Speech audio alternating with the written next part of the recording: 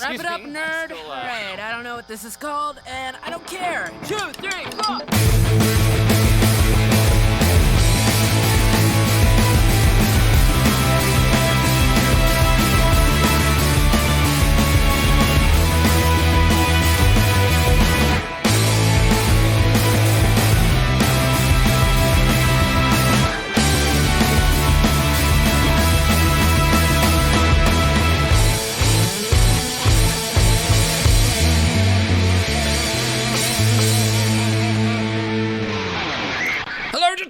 No, wait, we're not doing that kind of show. Yes, welcome to the Star Trek Chilled Out Show. We are the usual Timelines Talks crew that are doing our chilled out. Let's just chat and chill, talk Star Trek, talk live, talk whatever. And yes, how are you guys doing? Guys, I had to go to a child's birthday party today. I had to endure. Right, and no child that Were you the clown? I was, yes. Yes, I came as Captain It started early.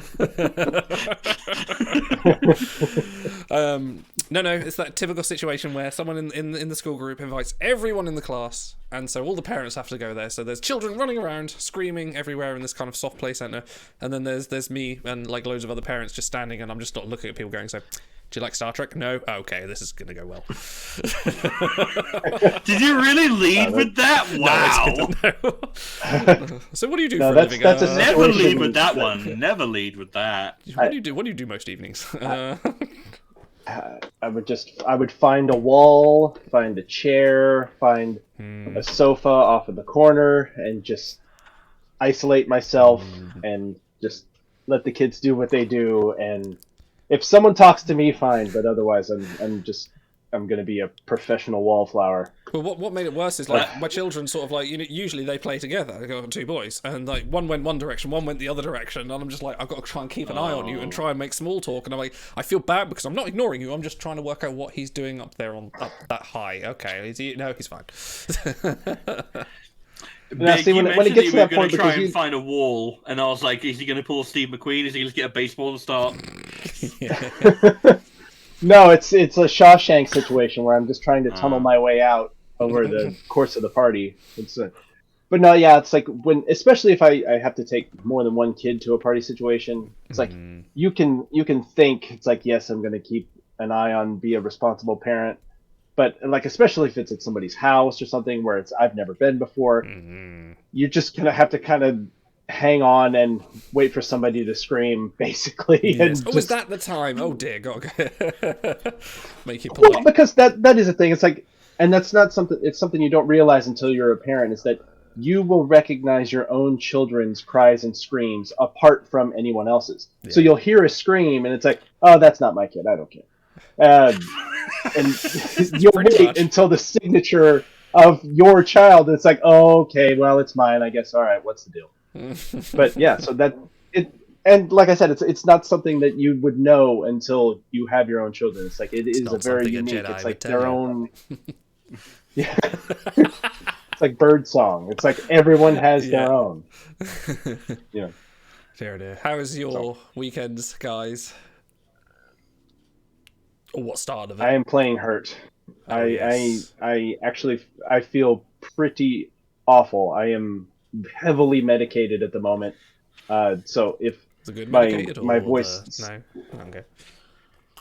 It starts with Glenn something. So Glenn Miller.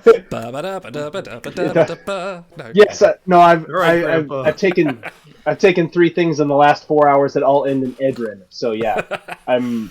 Edrin Dax. Okay, I'll stop. So get out of here, Joe Piscopo. Hey. Oh dear. Star Trek and companionship is going to have to get me through this. Okay, well, we can offer at least one of the 2. And whiskey, so we'll work on that. Oh, that's your true companion, really. We can only but try to be as wonderful to you. I'm doing all right. Work was work, and now I sit here and I contemplate life's mysteries. Oh yeah, what is the current unraveling? My slippers are broken. I need new ones. Oh wow. I go through so many pairs of slippers. It is ridiculous. Like I don't know whether I'm just flat-footed or something, but I just end up wearing holes in whatever brand I buy. I never wear holes, but they always break the sole in the exact same place. It's like near the arch of my foot. I always break every single shoe in the exact same place. It's kind of ridiculous. Can you make it go? Did you make it go, I Walter? had to figure out which triggers we were on. We're on the sub triggers. Yeah, okay. Subs can trigger all our bollocks. Go for it. Go nuts. That's very Stay intimate. away of from them. my bollocks. Yes, please trigger me. Otto, how are you? So if we were in the daddy daycare group together, what kind of bets would we make on each other's children? It'd have to be some sort of race. Oh no, who would cry first? Who would cry first? No, because then we'd like make them cry on purpose just to win the bet. That wouldn't be fair. You can't throw anything. You're not allowed. What would I bet on my This children? is not What something my I've children given any good at? kind of thought. Loudest shout, I think. Oh, thank you. Yes. Yes. Thank you, Spanners, for subscribing. You are amazing. We love you. Well, I love you. I don't know about these guys. How do we get more subscribers from these chill out streams than any other show? Because no one gives a shit gets about done. timelines anymore. No one cares about that. Let's just talk about Star Trek. By the way, WRG Ben will be on March 23rd That's true, for the yes. Q&A. Oh, hey, look who's just joined the chat. Ah! This is our avenue to decide that when Timelines dies, maybe we'll have something else. This is our putting the apples in the basket. Fingers in the Maybe the pies. clue was 21st century Q is the ship ability. Time is broken. Timelines is broken. It's all coming to an end. Actually, we are working on one or two new things for the channel. Yeah. Once we go post charity stream, there'll be a few new things coming. I mean, speaking of timelines dying, I mean, do we want to talk about that now, or we want to wait a little later on? Sure, let's just break that bubble now. We'll talk about the. I mean, you guys were just like, we don't want to talk about timelines because not timelines talks, but we have to talk about the objective event. Oh boy. Go. Yeah. It stinks.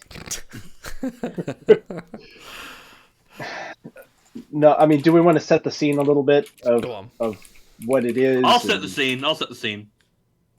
You got to use the dollar mark. It's the subject. Damn it! Thank you. And that still didn't work. Oh no, I didn't enable P for subscribers. Sorry. Could you do this one? It's the best trigger, you dipshit! Yeah, well, I just haven't. I've got a lot on my plate. Leave me alone. Go on.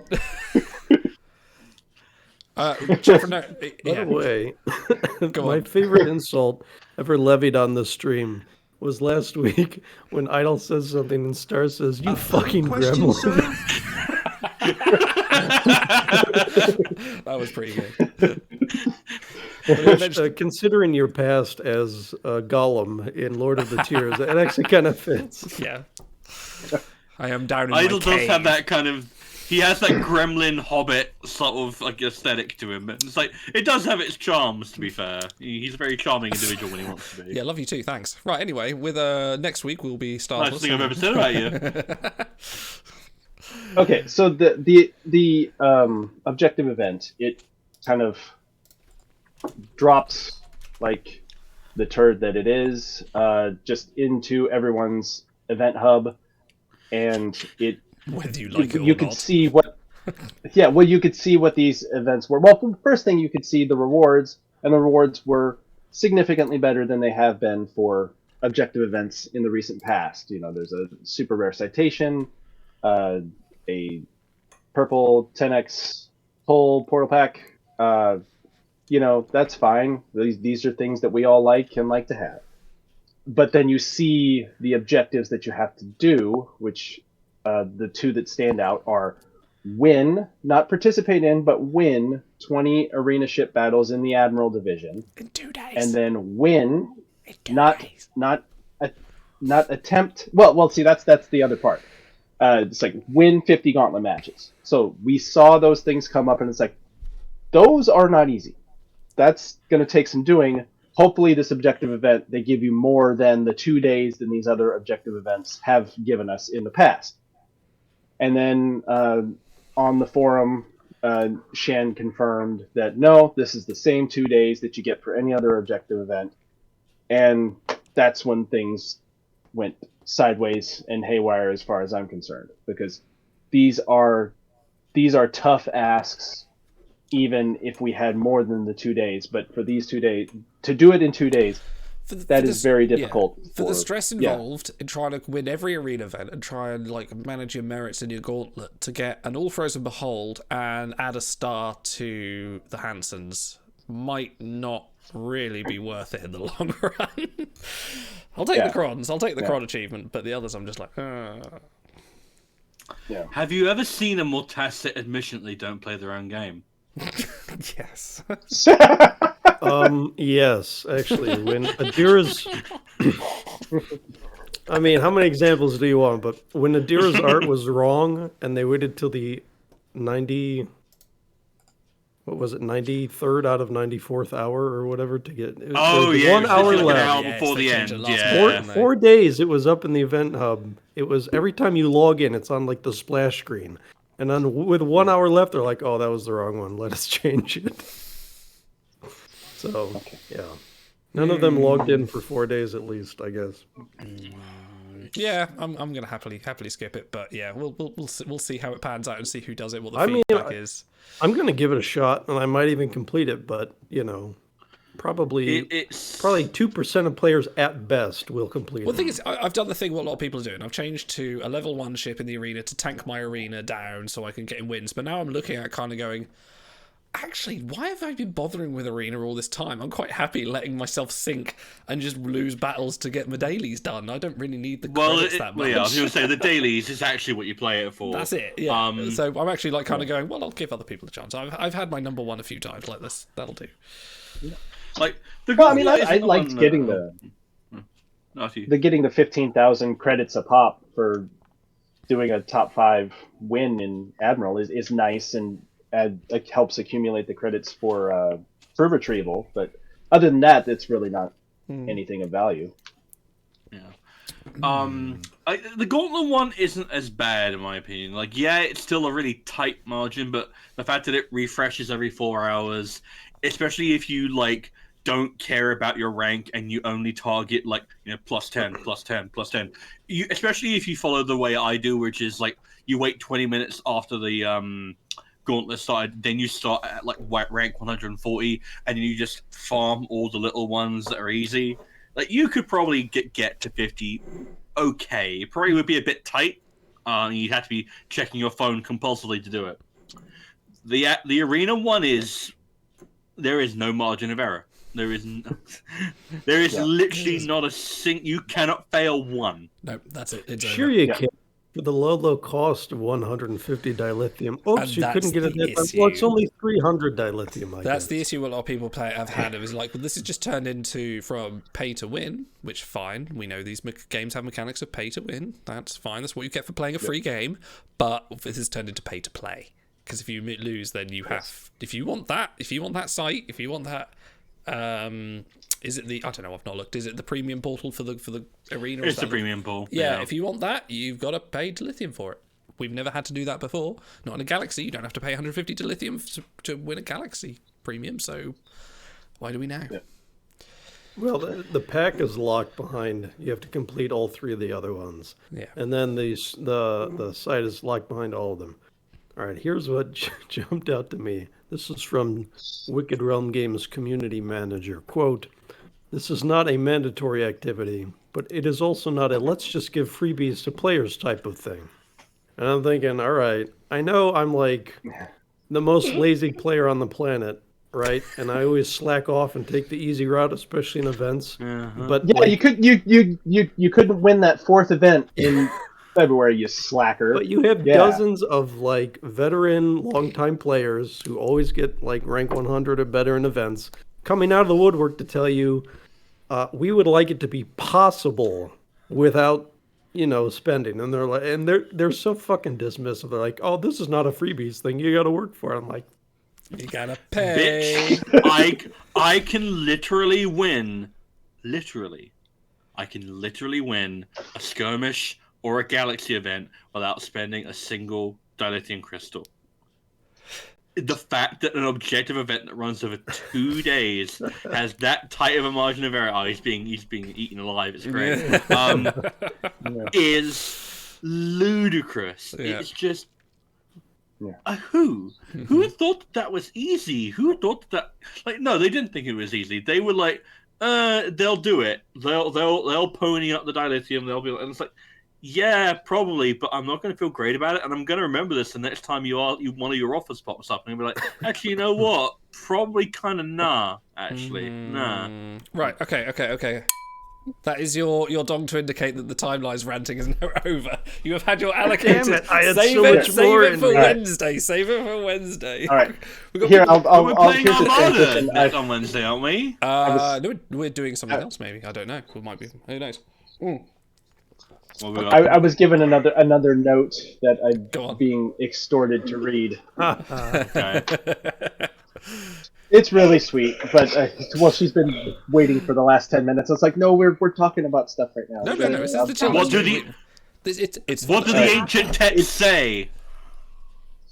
It says, "You're the best dad. Yes, love you. It's for the children. I love you. You're the best. Love you." I'm a role model. And truer words were not spoken. Ah, bless. Yeah, she's gonna want something later. I don't know what it is yet. But yeah. Oh, bless. Okay, let me tell you about the one upside. There's a pile of something on the floor outside, and we don't know what it is, but you're going to have to clean it up when you get out there. It's a pile of objective events. That's what it is. Speaking of objective events, let me tell you how shit this whole thing is. Don't make me tap the beer. Right. I want you to do that and the glass just breaks. That's what I did actually anticipate that, and I moved my keyboard away. Oh, that's very I nice. have the Crafty Brewing Company Pale Ale, a discerning golden pale ale with fruity citrus notes, and it has a mustache on it, so it must be good. I'm going for a classic. I've got the Brewdog's Elvis Juice, which is a grapefruit IPA. It's quite nice. I like it. Grapefruit? I don't think grapefruit in Elvis. Grapefruit and Elvis, apparently. Ooh. This is a brand new bottle. It's Lecheg. 3/4 full. Glenn Lecheg. Yes. Very nice. Big. I want you to take this as the highest compliment possible. You have the exact same taste of whiskey as my grandfather. I do take that as a compliment. Do you smell a brute cologne?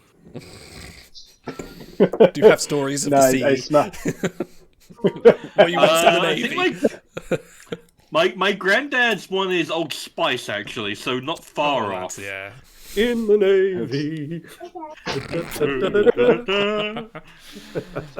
All right. Well, there was. Yes, I'm an old salt. Dude, when are we gonna jam? Because Big sings and plays guitar. I sing, I play sax, piano. Idol plays fucking accordion and keyboard and I don't know what else, and guitar, and he sings. So we're gonna put stars on tambourine and we're gonna go loco when we meet up. I will for play a the live... triangle. I need to make a new intro, which might need some guitar shredding on it big at some point. So I may need to employ your former metal skills. I am in. Yes, I may need. I that. am in. Might be related to our Klingon STA campaign, which I'm sort of listening to various forms of metal to work out what the kind of intro is going to be. I started listening to, and a few of our subscribers will know this one as well. I started listening to baby metal the other day. Have you ever heard of baby metal? No. You should listen to baby metal. Right, so imagine, this sick, absolutely awesome metal band. We're playing the best kind of shredding, the best kind of sort of like almost Slipknot-esque kind of metal, with 3 Japanese girls singing over the top of it. It is something, and I've had some of their songs running through my head over the last few days because I put it on, and it's like you're just like, yeah, this is really good metal, and kind of going, yeah, the singing's okay. And then the more you listen to it, the more you kind of go, actually, I really like this. And I posted on our Discord earlier, and I've managed to rope other people into listening. Like if you've ever heard like the theme song to like Teen Titans Go or something like that, just imagine that, but then you have just like death metal underneath Yeah. it. That's basically what baby metal really sounds good. I really like Yeah. it. If you just said to me about 20 years ago, what do you think of that? Like, oh my god, this is the worst shit ever. But like, but no, I really like it. Yeah, we're too old to have credibility anymore. So you just like things because you like them, not because you think you're supposed to like But them. it's also metal I can play in front of my children because there's no swearing. It's all in Japanese. That's what Sorry. it is. Yeah. But yeah. What was I going to say? Hey! Dude, you can start your own K-pop band with what you got going on over there. No, seriously. Just giggles. Welcome to the Giggle Show. Yeah. I don't know, but this is better than anything we got to say, so just keep going. All right, do you know what? The one advantage of me going to this place, to this childcare, the soft play centre this morning was like, so I resigned myself to like, the kids have gone off to have some food, and I'm like, well, I'm a bit hungry, so I'll go on. I was looking at the menu, and it's typical kind of like, they've just got one sort of 14-year-old in the kitchen, just like, cooking up nuggets and chips and burgers and things like that. I was like, Yeah, I'll just have a cheeseburger, and I'll just have something like that. And I ate it, and it was fucking amazing. It was like one of the best cheeseburgers I've had recently. I was like, holy Christ, this is really good. I was just somewhat surprised. So my question is to you guys, like, what is the best burger you've had recently? Oh, Can I say my own? Is that too egotistical? Ooh, well, it depends what you put on it. What have you got with it? Because you just say bread and a burger, then I'm not gonna take it. No, I didn't grill it all last year because of Corona. We didn't have too many people over, so I busted out the grill for I had a boys' night. We watched. What do we watch? We watched Top Gun and Bloodsport. Did you Which, watch by the way, Commando? I actually implored you to watch Commando that night. It was at the top of the list. The boys voted, and they didn't vote for Commando. Matrix. So I had. Look, Bloodsport is a killer choice. That would go at the top of it. It's so bad, it's good. Yeah. Exactly. Well, let's see. We had home fries with special spice that we bring from Latvia. Buddy's wife made bread, so he brought that, and potato salad, bacon wrapped, cheddar stuffed burgers, spiced steak. Wife marinated chicken, so we made skewers off that. Some merguez spicy sausage. What else did we have? Oh, she made apple pie too. What a sweetheart she is. So the boys, packed in and actually, because it was still cold, so like by the time we were done eating dinner outside on the patio, it was like in the single digits. But we soldiered through and we ate all the food and then came inside and watched awful 80s movies until the boys said they can go home. But yeah, it was fun. If you guys lived closer, we would do that like every other weekend, and we would stream half of them too. Yes. Live action grilling. Well, 2 of us are in England, so that you guys have to come to us. We outvote you. I think, and Stars, you can corroborate. I think we're gonna have a partial live Timelines Talks coming up soon. Ooh, Partially. that'd be interesting. By hook or by crook, it'll happen. So for me, I think I'm not a giant burger person, or that usually I like a good burger, but it's not my go-to like arrangement of meat, as it were. You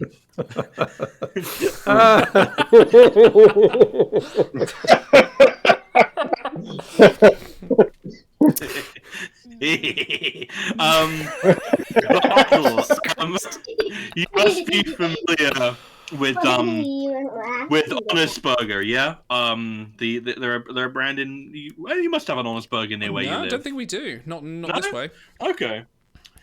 So they do a really nice. The one I always have is it's really called Honest Burger. It's a beef patty. They offer lettuce. I always take it off because I don't believe in lettuce. What? I just don't believe in it. What? I don't know. No. But The crunch. what I do have, The crystal clear crunch No. of a nice iceberg lettuce as it Because- softens the palate between the burger and the cheese No. and just gives you the texture sensation that enhances the overall refreshes burger your flavour. palate. How could you? no, That's no. that's why the Easter Bunny hasn't visited Star's house in the last 20 years. That's fine. That's why I supply all my own chocolate. Thank you very much.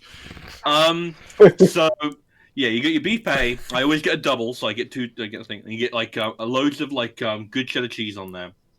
And then they do a delicious red onion relish that is like the perfect blend of savory and sweet.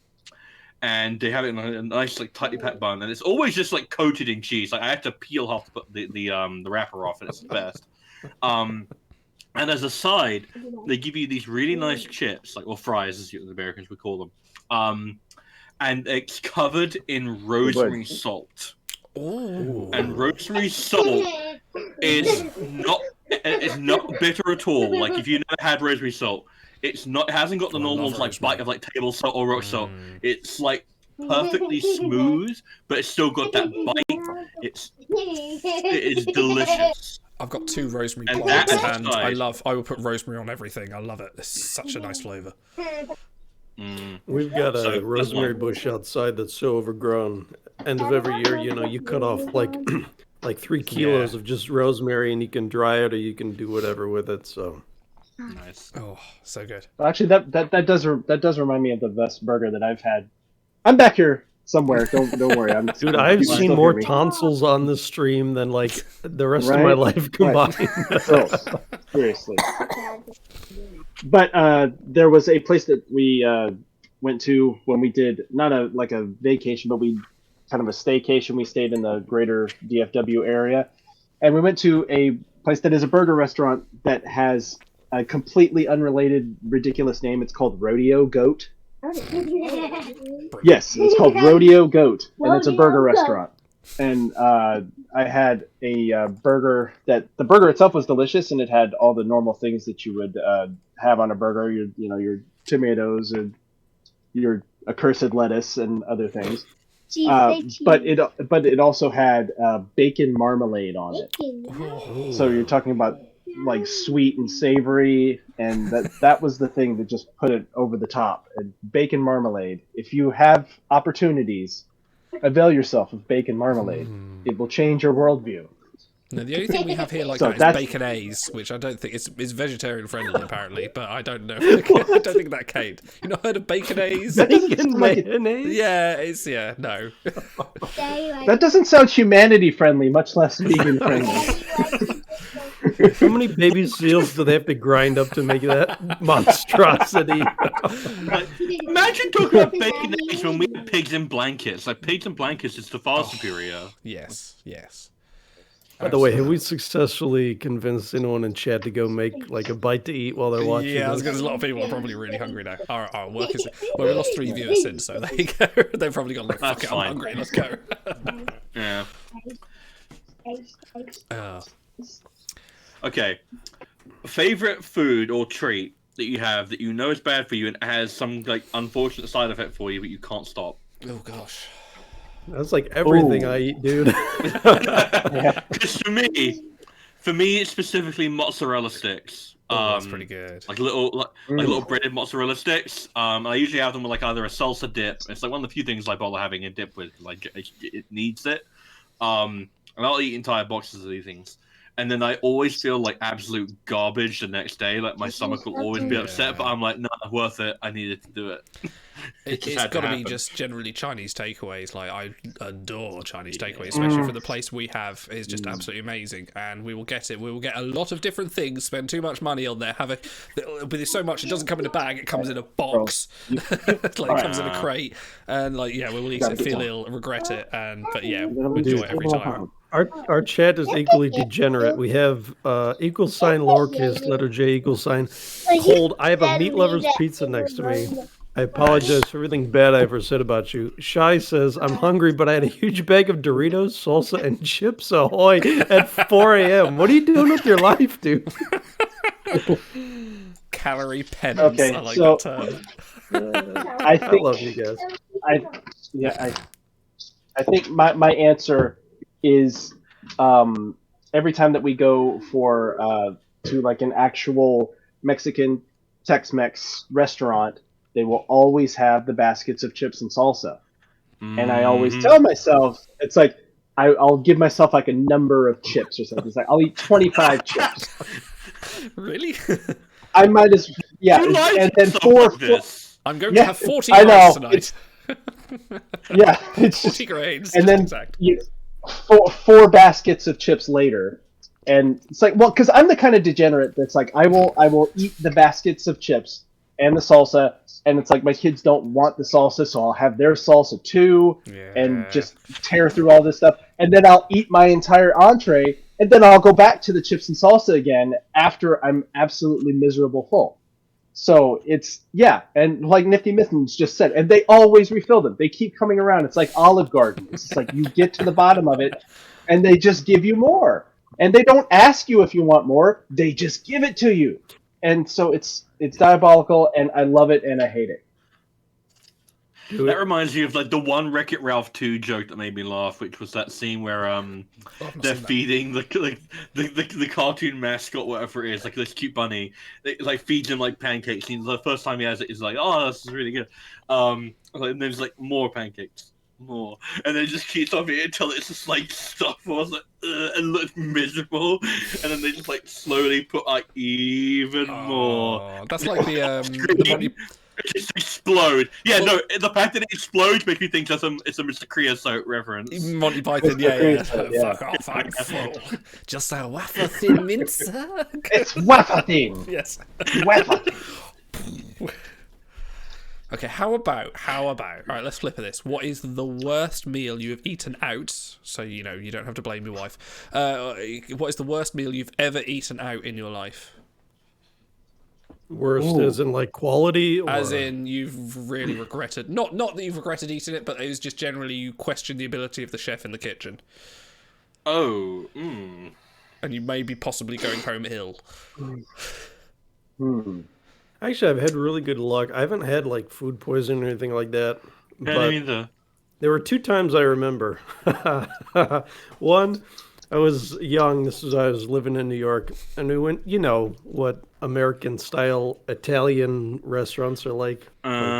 So we went there, and they had. I was very young. They had a burrito, and this thing was like the size of my adult head. And I had that, and I made it home, and I just laid on the floor and groaned because it was so filling. But more recently, when I was at Madeira last year, we went to this wonderful hole-in-the-wall place, which I've probably told stories about already. But they have, so it's like beef tips, fried polenta, and home-cut fries in this red wine garlic sauce.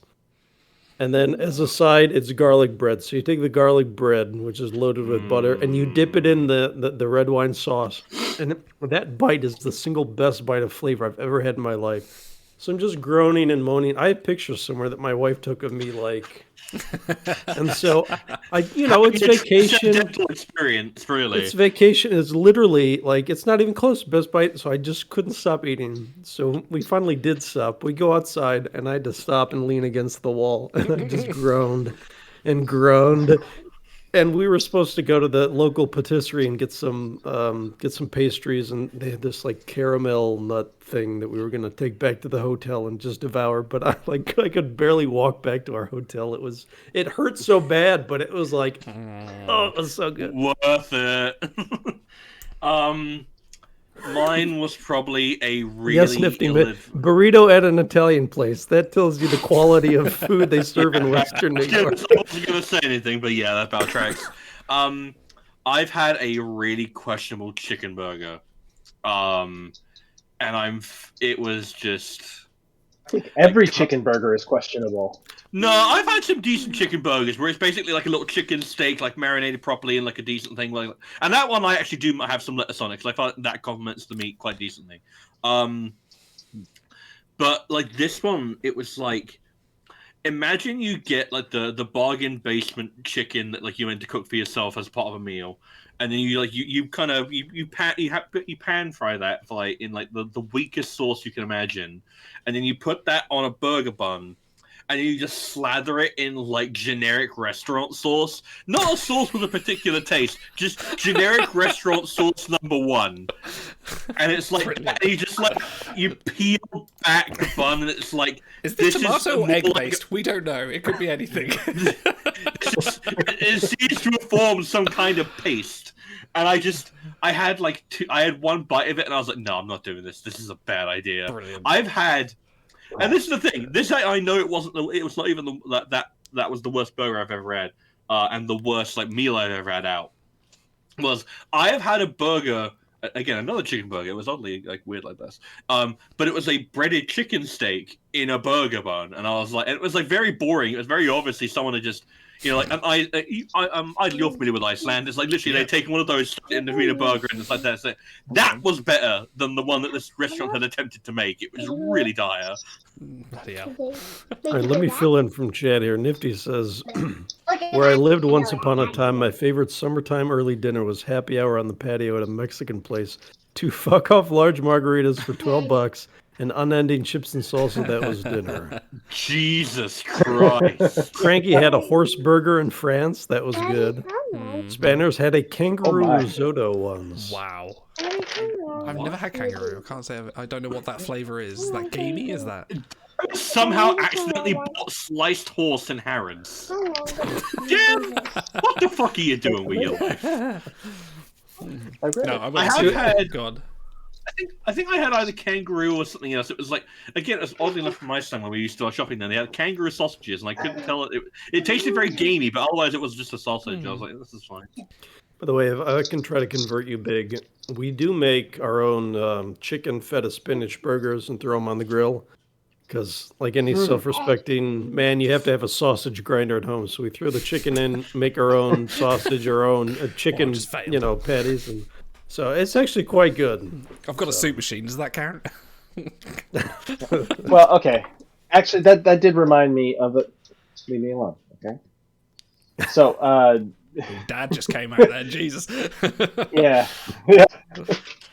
No, we went to on one of our vacations. We went to an alligator farm in Louisiana. As you do. That sentence sounds accurate. Yes. Yeah. He was hoping to offload the children there, but it didn't work. It's like we're trying to keep them close. Yeah. Close to the edge of the dock, and it's like make loud sounds like you're a gazelle or something, and it never worked out. It's not funny or whatever. Stop having fun. Oh, okay. How dare you have fun online? So we also had they sold food there, so it was like alligator strips. It's like chicken strips, but it's alligator. And I had some of that, and it was not good. Oh, really? It was kind of stringy and chewy, and it's like it looks all like a chicken strip, so you kind of have an expectation in your mind of that's what it's gonna taste like and feel like. It's like it was not that. What kind of meat is alligator? Like, can you? Because like with steak you can have it rare, but with chicken you can't, obviously, because you have to cook out the bacteria. But can you have rare alligator? Is that, or would you reckon it was just overcooked? I don't think you want. It was deep fried, so I don't. Snappy. I guess it could have been undercooked. But actually, there's another situation if it was more of like an actual sit down restaurant kind of meal. Back when I was living in Austin, there's a place that is on the shore of a lake, and the whole restaurant is kind of built with about like 6 or 7 like stories of seating next to this lake, and because it's a killer view, it's like you go at around sunset and you can watch the sunset. It just sets directly over the lake in front of you, and they know that view is killer, so they don't try at any other part of the experience. It's like they know that the view is going to sell it, so it's very, very mediocre. It's like it's some of the worst fajitas I've ever had in my life. I'm not going to name the place, but yeah, it's just it was all view. Program. Yeah. So and it was overpriced too, because they know that view is going to sell it. So yeah. I think that was had, the other it was, one that sticks out. It was either alligator or it was crocodile, and I had it at a dim sum place. And I remember it tasted just like chicken. So I don't know what happened with your one. I think it must have just been either under or overcooked, because I was kind of underwhelmed by how not different it tasted. I was like, no, that's fine. The pork bun tastes nicer than this. So I went on holiday to Mallorca once, and hold on a second. I have to shout out Nifty Mittens Halloweener. That's all you need to know about his food experience. They called it Halloweener. So yeah, I went to Mallorca, and we were strapped for cash, so we were finding all like the cheap places, and some places were actually quite good for the money. But we went to this one place, and I said, "Oh, I'll just have the lasagna," and my wife had some sort of prawn fish related thing, and I looked at this lasagna. You know what a lasagna is, right? You know it's the layers of beef, pasta, tomato sauce, cheese sauce, beef, pasta, and you layer it up. This I was just poking into, and it seemed to be all cheese with tiny bits of mince in it, and I was like picking it apart, just kind of going, "This just all goo and like some sauce and occasional tomato here and there." I was just like, "Okay, this is." I thought, "Well, okay, I'll write this off." And I looked at my wife's, and she was sort of poking at these prawns, and she wasn't eating anything. I said, "What's up?" She's going, "I'm not entirely sure these prawns should still be grey because they're hot." And they're grey, and usually prawns, if you know, go pink when you cook them, which is like these don't look good. So we just kind of like put it down, looked when the owner went to the bathroom and legged it. And just went, "No, we can't eat here. This is terrible." I think it's valid, yeah. Okay, so I'll tell this, and then I got to go grab a gigantic beer. We were in Porto a few years ago. They have a famous sandwich in Porto called the franceseja. Okay. And I'm reading this from Wikipedia. Made with bread, wet cured ham, fresh sausage, steak or roast meat, covered with melted cheese, and served in a hot, thick spiced tomato and beer sauce. And it actually sounds better than it is, but it was pretty good. So no, I could do that. I could do that in a heartbeat. We were walking up and down the beach every day, and they had these fucking ads for it, and we had to walk by it every day, and we couldn't hold out any longer. So we finally. We asked Google what the best place in town was, and we went there, and it was good. It was worth going to. So this is like kind of very tangential, but it's still food related. So bear with me here. We need to split off and do a food stream. I think we do, don't we? Yeah, we could do that. So me and my boyfriend We're have been doing making... it whether we planned it or not. Yeah. I've been binging all the way through Star Wars: The Clone Wars, the animated CG show. And we've been having a pretty decent time. There are some duff episodes here and there, but it's otherwise a pretty high quality show. And I remember when we got to season 6, there's this arc where two characters are having a conversation, and it's meant to be like fine dining because these are both senators of the Galactic Senate. They're both like very prim, very proper. And I was like, this is an interesting conversation they're having. This is, the politics in Star Wars, like, if it's done well, can be interesting. And then I looked up what they were eating. They were eating raw slices of tomato and cheese. And I was like, you two are fucking psychopaths. There is something fundamentally wrong with both of you. And there was literally like one plate was like just an entire ring of slices of tomato, and then the other one had a big chicken drumstick like it was in the fucking Flintstones. And I'm like, the fuck is this bullshit? And then like Anakin Skywalker came in and started fight clubbing some guy, so like that was a welcome reprieve for all the freaking weird psychopathic tomato slices. It was weird. Dude, this beer is fucking disgusting, but the can's the size of my head, so I had to buy it. Oh god. Amazing. What is it? Tell us. Please describe it. Fax Premium? I don't know. I think they sell it's it got in a Viking on that it. Way. It's not good, but it's big. Great. So that's your life. That's your life's choice, isn't it? It's not good, but it's big. Yeah. I'm not going to bed sober. That's for sure. Yeah. Like, generally speaking, things that are big are generally pretty good. Am I not right? That's true. We have one here right now. You can tell us firsthand. In and out, anyway. Speaking of in and out, I got rear-ended right outside of Five Guys the last time I drove a car. It was like 4 years ago in New York. We went back to visit. And of course, we had to meet up in the morning. No, I mean, I probably shouldn't tell the whole story, but the short version is that just the guy rear-ended us right outside. And my brother's a cop, and he was riding shotgun, so he pulled over and he starts like taking his information before the guy even got out of the car. So it wasn't my fault, but we did get to eat delicious Five Guys burgers and fries afterwards, so it all worked out in the end. The car was totaled, but the burgers were good. A message for us all. Damn right. What's your Yelp review? The car was totaled, but the burgers were good. So since I brought up Francesca, have you guys ever gone somewhere?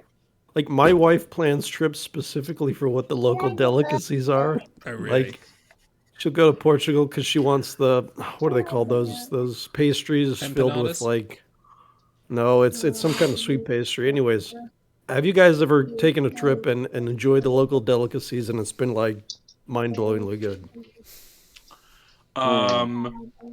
The closest I think, I think there are two instances. The first one was, again, it's going to sound slightly odd, but it's valid. There was an Italian fresco restaurant in Crete.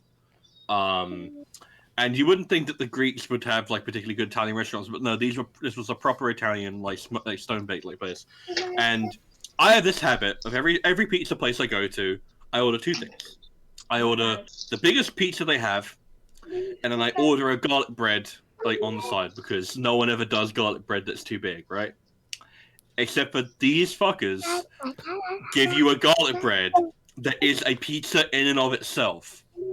And I am well known for having a voracious appetite, especially when it comes to pizza. It's my fucking heroin, right? This was the first time in my entire life I got beaten by a pizza. Wow. I could not finish it. I was disappointed in myself, but it was the nicest pizza I've ever had. And so that one's kind of burnt into my brain. The other one was when I went to Croatia, and me and Mum had a really lovely seafood platter in the bay. And that was oysters properly good. No, there were no oysters. Trigger warning. I can't stand oysters, so no. No, thank you. There was tons of like there was a good little there was like sea bass that you could basically like portion out to each other. Like there was like two small ones that you could have like different portions. But the real highlight was the calamari. Because I don't know if you're familiar with how hard it is to get calamari right. It's very easy to overcook it. And it gets extremely rubbery. But these guys, they did it perfectly. And no one else's calamari has ever come close, especially because half of them don't even do it in the right kind of like they always do it breaded like it's chicken. It's like, no, you got to do a tempura, guys. You got to do a tempura. That's the way you do it. So that's my contribution. Like that was sampling the local delicacies, as it were. So Cranky, who I believe is Australian, says, we have a gourmet burger place in my town. The food's amazing, but for burger, fries, and small side, it's like $25.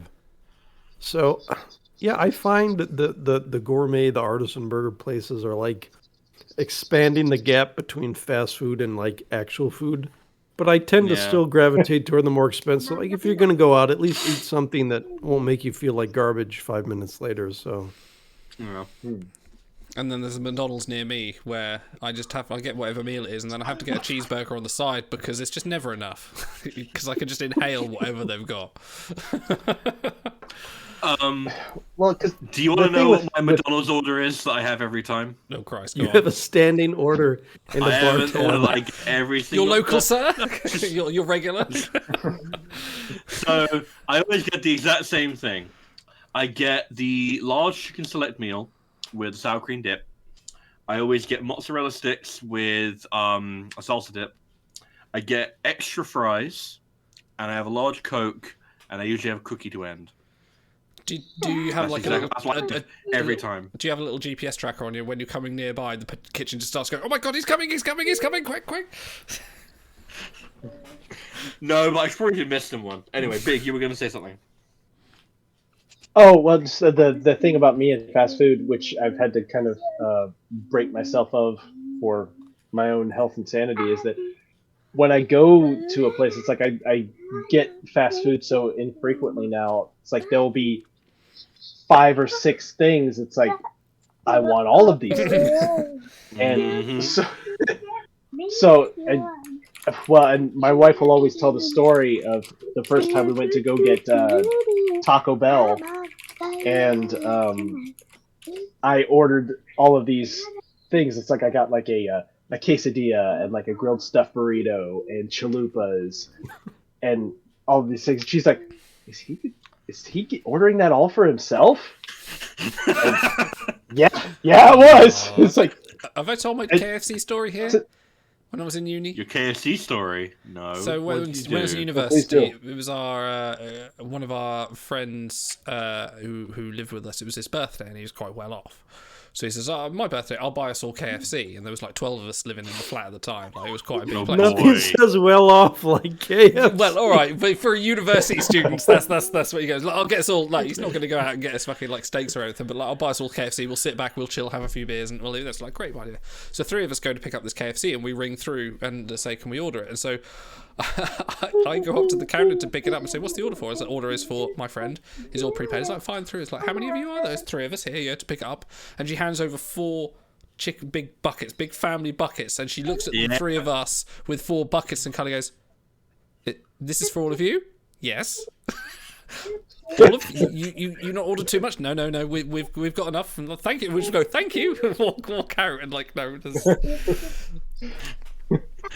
We did not order your judgment, by the way. yeah. I'm not here for your judgment. I'm here to eat chicken. Fuck you. It's this one gif of someone pulling up to a drive-through at McDonald's, and they've ordered one of those like whippy ice creams, and the person like leans out the window to give it to them, and then they just reach out their hand and grab the ice cream out of the cone, and look on the person's face. It's like Brilliant. Dude, if they wanted social media clout, they should have just started a Star Trek related stream like we've done. You know? Clearly. Right, speaking of, shall we pivot? Do you guys want to pivot away to Star Trek, or are we talking food? We're having a lot of fun talking about food. So. We should just call this the food stream. We should just do the food stream and then do the Star Trek stream. Another night, another show. You made that intro for nothing, Idol, for nothing. Nothing. I had fun. What do you guys think of the Strange New Worlds trailer? I think it looks great. I'm We excited. talked about it a little bit on the show, but I don't know. I loved Anson Mountain. He kind of saved Discovery for me, because like every time he was on screen, I enjoyed watching whatever he was doing. So that's why I'm definitely going into Strange New Worlds with an open mind. I think it's going to be. I mean, even if it's like Discovery adjacent, which I don't particularly care for, I think him being the lead will probably redeem a lot of it for me. Honestly, yeah, like, I think that they are very conscious of the fact that Discovery is not for everyone. And they want to pivot to something that is, like, allows them to reuse some of the same props and some, because that's always that's the most Star Trek thing in the world. It's the most sci-fi thing in the world, is you need to reuse props and assets. But yeah, him as like the focal point instead of Michael Burnham, who is like a polarizing character, I think makes sense. But I don't know. I'm very interested to see where they go with all the other characters as well, because it's a much bigger cast than I was expecting. Hello. We get some wonderful background music here. Is that Katy Big Perry? child. Don't acknowledge it. Despacito. Just keep going. I'm singing. Okay, and server mute engaged. Please continue with your story stars, and we'll unmute them in a second. Oh no, I was just saying, I'm glad that we're having like a wider cast, because I feel like that's also something people kind of miss about, let's say, more TNG era Trek, which is having a wide ensemble cast that you can draw on for more stories, whereas Discovery, and to a degree it is correct, is more of a Michael Burnham show. And it's like, I think having an ensemble that has a lot of story potential right out of the gate, like the fact that we have just like, that augment story is going to happen. It's just a case of when they're gonna do it. You don't put someone named Noonien Soong in the cast and then don't do anything with it.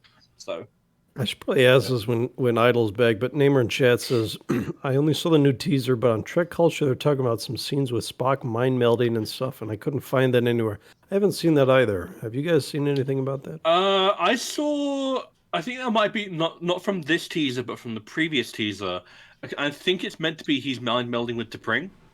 I believe it's meant to be. Which is interesting, because I never got the impression that those two were intimate at all, especially not enough to do a mind meld. And I know that Spock in every Vulcan on stream is incredibly mind meld slot happy, but like, can we, like, I don't know, it's a bit odd that he would do that with T'Pring. I don't know. Well, you know, they're going to retcon anything they can. Because, like, if it's canon, it's like, is this free real estate? Well, what's that meme with the guy that, like, envelops the other guy? So. The monster, like... Yeah. Like, hugs you from behind, so... Yeah, I mean, to be fair, Discovery has done a decent job of making sure that it stays right on the cusp. It's like, look, it's like Sarek and Spock never saw each other up until Journey They and they didn't because Spock was out of his head on time travel juice. So you know, I have been temporarily affected. Well, I mean, that you could take that all the way back to Enterprise. You know, with the Ferengi episode. Yeah. You know, the Borg. It's like the Borg. They met the Borg, but they didn't meet the Borg. They're going to come back in exactly 79 years. What? Yeah. So bad. So, that's as Star Trek as it gets at this point. Well, I think it hits the sweet spot. I mean, it's anything before Kirk is, as I think Spock's the only wild card there because there's been a lot of history of Spock and what he's defined. But anything with the other characters is a bit less established, and they can kind of play things like they're doing with Cadet Uhura, who has joined the cast. You know, she is going to be on the ship at that time. So I think it's an interesting. I'm really interested to see that story. I want to see more about her because, like, Uhura is a very iconic character, but you kind of don't know dig much into about it. It's like, what do we know? Yeah, you don't know shit about her. Would you you don't like know to anything know- about it. I just. Go on. I wonder how much the Kelvin universe treatment of Spock and Uhura is going to bleed over. I don't think they'll go down into that this. route. I think the Spock to Pring thing is definitely going to be more of her focus.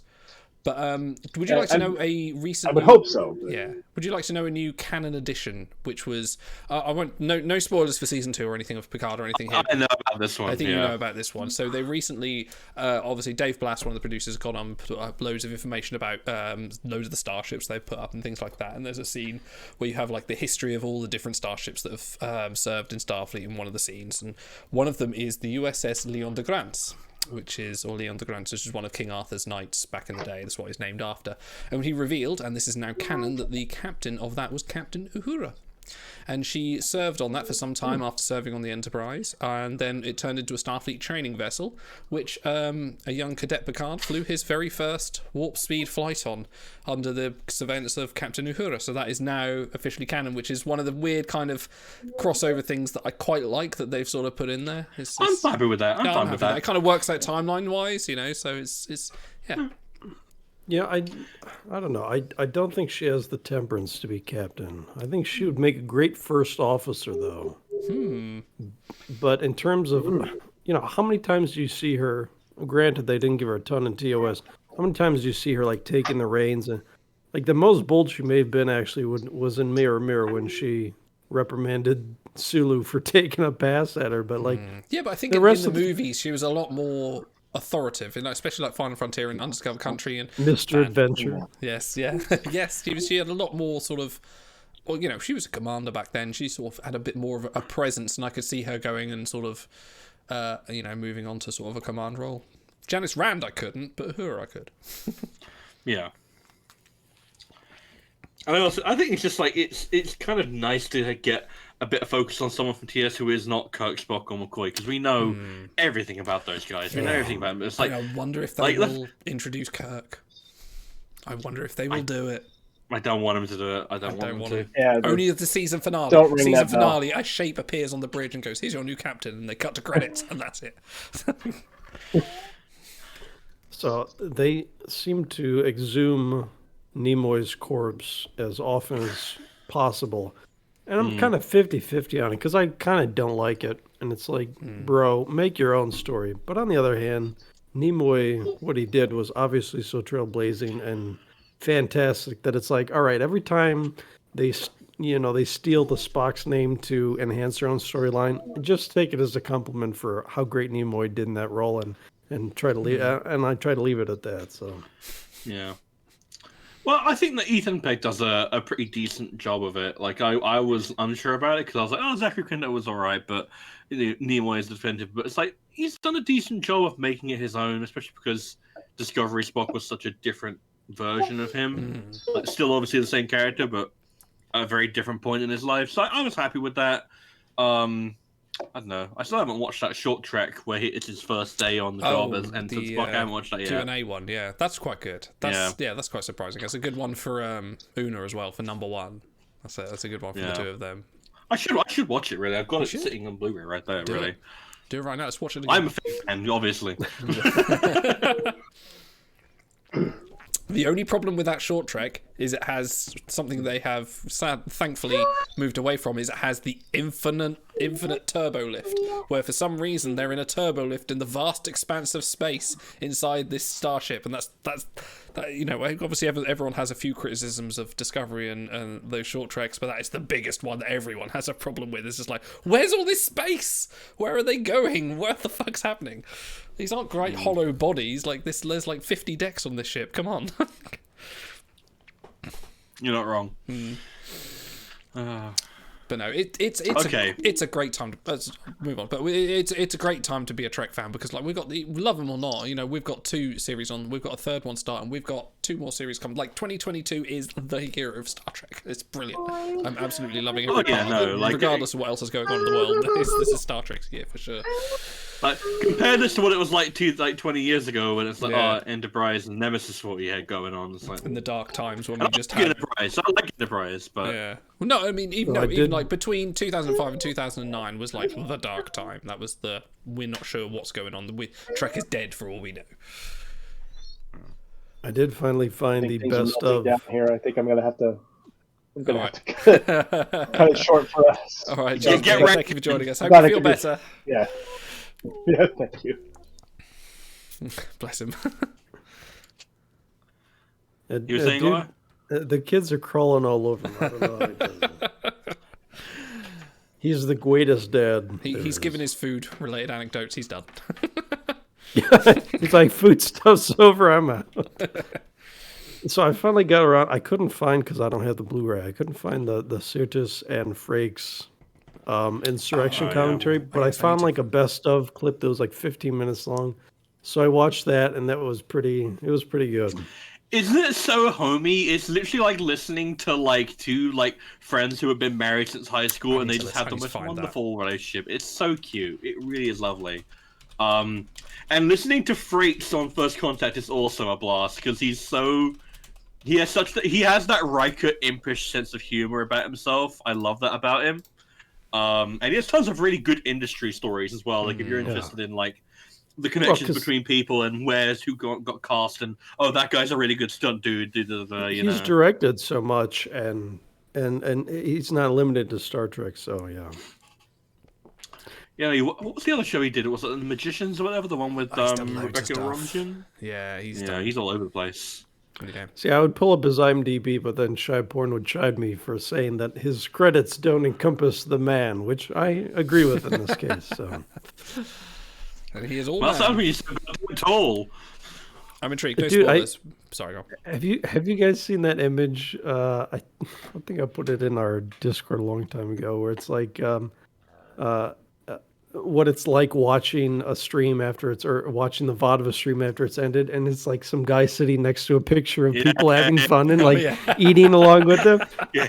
That's what I feel like when I listen to these commentary, because it's like they feel like they'd be such great friends to hang out with, but they're celebrities, so it's like the best you can do is like listen along with them. I think Cranky it's may so have fun. Put the same thing up about us, or Shy, or Cranky, or someone.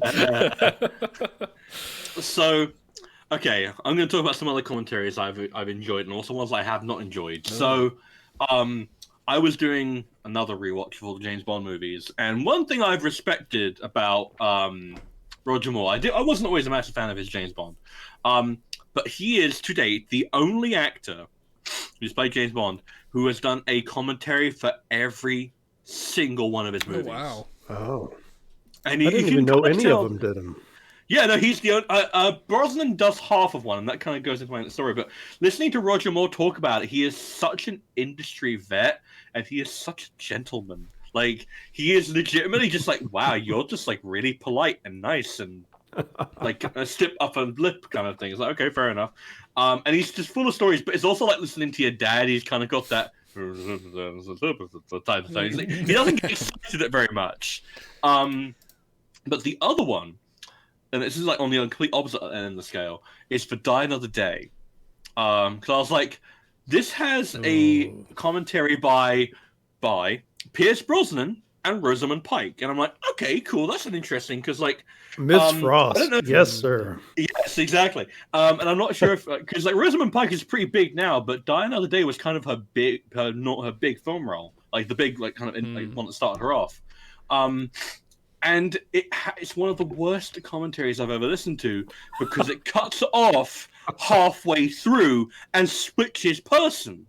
Like the first 50% of the movie is Pierce Brosnan, and he has wonderful stories. Like every time freaking Michael Madsen is on screen, he's talking about him doing his stupid eye thing that counts as acting, and about his weird like Americanisms. It's like he's so absurdly American. But then 50% of the way through the movie, Brosnan's like track just goes off, and then Rosamund Pike comes on, and hers is great. But it's like, what? Well, I was like, I was told there were two tracks here.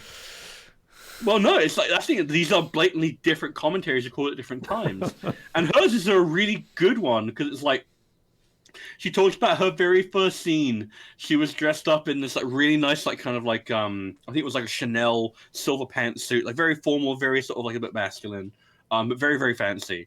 And she was eating something and managed to get some like mustard or whatever on the fucking lapel on her first scene, and she was due to act opposite Dame Judi fucking Dench. Oh, Jesus. Like she was fucking losing her mind because like all the people around was like get the fucking oh god no, and then she was just talking about absolutely bricking it while like, acting opposite Dame Judi fucking Dench, and it's just like hearing that perspective on it was hilarious. But I was like, this is simultaneously the best and the worst because these are two really interesting commentaries rather, and they've just been like slammed halfway through. It's like I want to listen to both of these all the way through, not half and half. It's really weird. All right, hold on. Anyway. So we have in the original, since most of you guys are from Timelines, probably all you guys are from Timelines. In the original Big Book Discord server, which is like 3 years old now. Oh bloody hell! We have a few channels. One of the oldest ones is Bond. It's called Bond to James Bond. And Stars and I, you know, when he was too shy to turn on the camera years ago, we used to do watch-alongs of James Bond, and we would like talk to each other and laugh at scenes and this and that and add our own commentary. So even though we don't use it anymore because, you know, we'll do There's voice... a subscriber bonus. We still have that channel, and whenever we see something like minutia about James Bond or something funny, we'll throw it in there, and we all enjoy it. So, the fact that we've now reached James Bond status in the community stream must be very fulfilling for you. We've come full circle. It was like it was meant to be. So, what about for you guys? What are your favorite commentaries or least favorite commentaries for movies? I don't think I've got a least favorite because I don't listen to too many. But my most favorite is the Merry and Pippin Lord of the Rings commentary, and especially when they get to, especially on Return of the King, when they get to the Ents going past the you know, when they're wading through the waters, the sort of remains of Isengard, and they walk past you know. The Merry and Pippin are sitting in that little sort of hovel, eating up all the food, and then the two actors, I forget Dominic, what's his name, and the other one, I forget the names, and they just go, "We're smoking weed." But that's a really good. There's like so many different commentaries on, you know, Lord of the Rings, the original ones, are just packed full of features. But yeah, their commentaries of the films are really good. But I tend not to listen to too much, but mostly because I don't have the time to do it. But. Yeah, I'm not much of a big commentary guy, so I haven't seen too many. But, you know, we've referenced this pretty much every stream since they came out. Cranky in chat says, I watched the second episode of Shuttle Pod with Gary Graham, a.k.a. Ambassador Soval. It is great, I think, because I probably watched a season and a half, or listened to a season and a half of Delta Flyers, and I kind of fell off. I haven't gotten back on that wagon. But the visual element helps a lot, because when you can see the guys having a good time playing off each other, that does really engage you a little bit more. So I think they've only had like 3-4 episodes so far, but yeah, it's not much. It's been, you can just go on YouTube and search Shuttlepod Show and it'll pop right up. So well worth it. Yeah, no. But it really does make me kind of wish that they would just bite the bullet and do an Enterprise season 5. But they it could was animate animated. it. They could animate. Yeah, I would love an animated series of it. Just why not? Because I don't know if you've watched these Idol, but like I used to be a big fan of Doctor Who back in the day, and there's a load of like lost episodes that they've like started restoring with animation because they still have the voice tracks, and it's like watching that, it was like, this is a really good way to watch this story. This animation is perfectly fine. Like, even if you only did like get the people who did Prodigy, that animation is great. Get the people who did Lower Decks, that animation is fine. Anything would be great, and then I'm pretty sure you could get almost all of the cast back. Like Jolene Blalock, maybe not because like of how acrimonious her leaving was, but pretty much everyone else would probably be down. She would. I think it's not. I believe she's not working a lot at the moment, being a mother. I think is a lot of her thing at the moment. But come back for a voice role can't be too strenuous. I mean, think of all the people they've got back so far for Lower Decks and Prodigy. You know, they've got quite a few. You know, but they got Ensign Gomez, Sonia Gomez back for Lower Decks. Like, that's amazing. You know. Anyone is possible for a voice role. Like, it's not as strenuous as acting, but it requires you to go back and revisit the character. I mean, despite everything, Jerry Ryan, she had troubles throughout Voyager, had her sort of own prejudice but her own good points, still came back and did Picard. And she's doing all 3 series, so that's a testament to anyone can come back. I'm really glad for her that she managed to. I'm always a sucker for when they manage to come back and they get to. Beltran's come back to do Prodigy as well, so that was so heartwarming for me because I know he had such a rough time on Voyager, and I always felt really bad for him that he had to deal with that. And the fact that he felt ready to come back and record new stuff for Prodigy, I was like, I'm really glad you got the chance to come back and reclaim and play a character that does resonate with some people. Hey, Otto. I'll just say pour one out for all the talented ladies, actresses of that era who got fucked over by fucking, like, Berman. chauvinistic Rick pigs. Berman, Like, how many stories do we have through Trek of, like, oh, she doesn't want to come back because some producer Terry was Farrell's a the big one, isn't total it? Terry dick. Farrell's the one that got Terry fucked over Farrell the most. and Jolene and Jerry Ryan, and it's like, Denise you guys, Crosby, you guys put it in your pants for 5 minutes and produce a quality television show instead of being dickheads. All right, I want to shout out one series my wife likes is The Blacklist. And is that James because Spader? COVID, James Spader, right? Because they halted production, they did part of it, and they shot it like a comic book, and they did voiceover stuff. Cool. And they did kind of like storyboard screens, and I guess they ended up coming back and being able to record part of it. So it's like some of the episodes they cut back and forth between the storyboard stuff and then the live action stuff. And, as long as you're aware of what's going on behind it, it doesn't really tank the story that much. You're still able to get through it, and it still pieces together fine. So, yeah, if they did something like that for another series of Star Trek, I think that would be fine.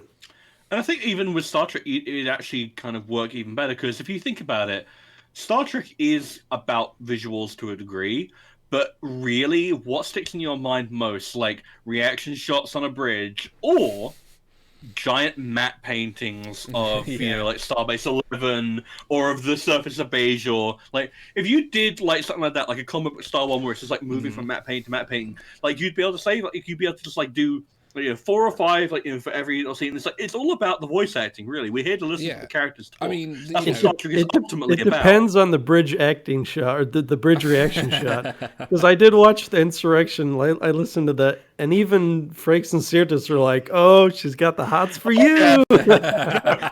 Sirtis was just like, "Oh, she's down for you." Yeah. I mean, there's that. Big Finish have been doing Doctor Who audio dramas for a long time, and these aren't just audio books. They're fully narrated by the original cast, and Star Trek is now dipping their toes into that with Jerry Ryan and Michelle Hurd coming. We've spoken about this before. Come back for No Man's Land, and I still need to listen to that. But I would love to by the hear way, more if you of guys, so the quick synopsis is it's some backstory between 7 of 9 and Raffi. So you can just Google Star Trek No Man's Land. They have a few excerpts you can go and listen online, and if that's your bag, then it's out there. I think that's an interesting medium. If they can't get him in for like animated stuff, if there isn't enough budget on like Paramount Plus's schedule, then definitely an animated audio series. Big Finish have produced bloody thousands of them over the last sort of like 20 odd years with all the recurring Doctors. So the money's in the right place to be cheap as possible to get a script together, to get people into recording studio. There is definitely an avenue for Star Trek that could work in an audio format. It doesn't have to be all visual. Like, I think that's and I especially think that for Enterprise, like Enterprise has finally hit the point where it's like we're far enough away from it that we can recognize where it did have a legacy. Yeah. Well, not only a nostalgia, but it does have a legacy. Like, it does actually feed into Discovery a fair bit in terms of like the visual references and all that kind of stuff, and they're kind of doing more work to integrate that aspect of the era into the wider Trek framework, making references in like lower decks. It makes it feel like more like part of the Star Trek universe.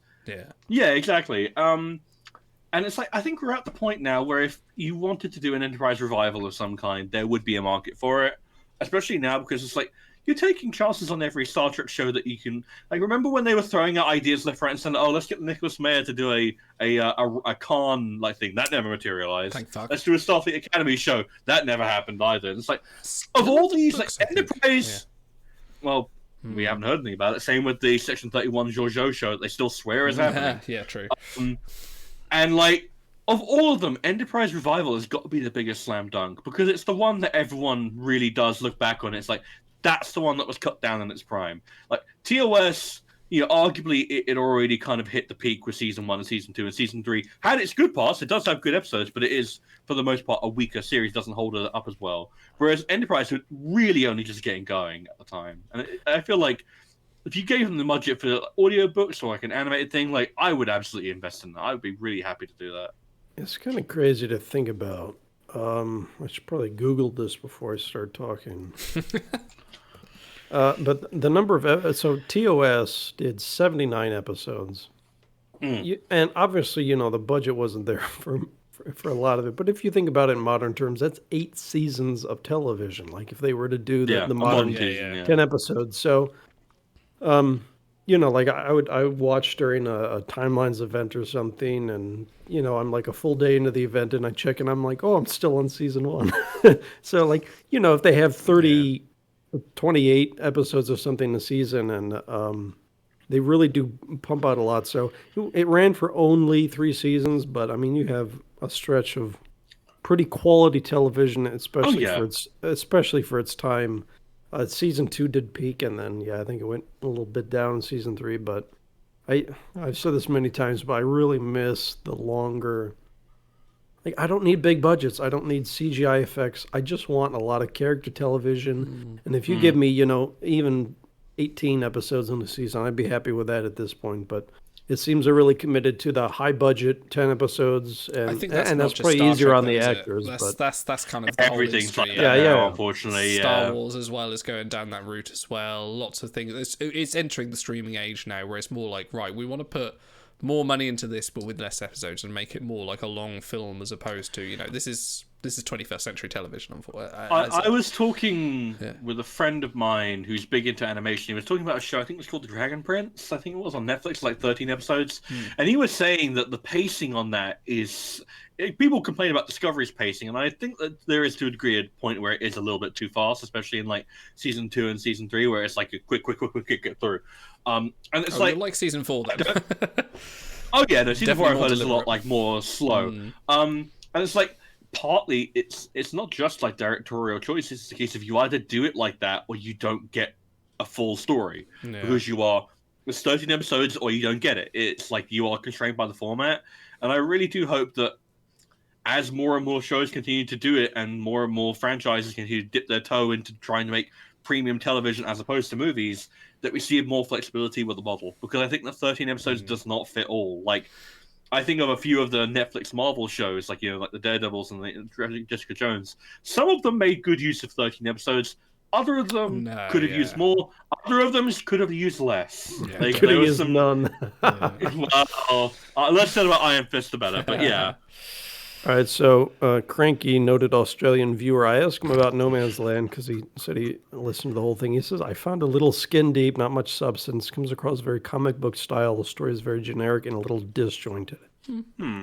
I mean, I have no experience with audiobooks, but I did just listen to the excerpts online, and it did feel like they weren't necessarily in the same room. So probably not. Yeah. It can be like that. I mean, I've watched sort of the behind the scenes of, like, you know, I mentioned before, the Big Finish stuff with the Doctor Who, and they get the original Doctors back, and sometimes they are recording the same room, and sometimes, obviously, you know, they're actors. They don't have the same schedule, so they have to be they have to sort of just come in and go, here's my lines, and then, you know, and bugger off. My biggest experience with the Big Finish stuff was like I watched it was like 3 or 4 of the Sixth Doctor ones, the Colin Baker ones, Oh god, they're awful. with Evelyn Smythe. No, Oh no, the the original Sixth Doctor run was awful, but the audiobooks are much better. Yeah, he is the one. Like that is the Enterprise era of like Yes. of Doctor Who, and like listening to the audiobooks, like that's such a different performance. Yeah. Like I can only imagine how much better written and come across someone like Jonathan Archer comes across in audiobook format. because Colin Baker has the gravitas to be a good Doctor, but Yeah. in the middle of the 80s when they were trying to kill Doctor Who, him coming along in his clown outfit wasn't exactly the best sort of choice. But yeah, he redeems himself in the audiobooks. I think yeah. Oh wait, so absolutely. Yeah. It's not just down to acting ability. It is a case of you need a really talented audio director. You really need you need people who know their stuff. And I think maybe for the Star Trek stuff they haven't quite gotten it down yet. But hopefully this is an experiment that they'll continue. I I'd want like them to to see do that. more. Yeah, definitely. Have you guys either played or watched or know of the horror game Amnesia: The Dark Descent? Yes.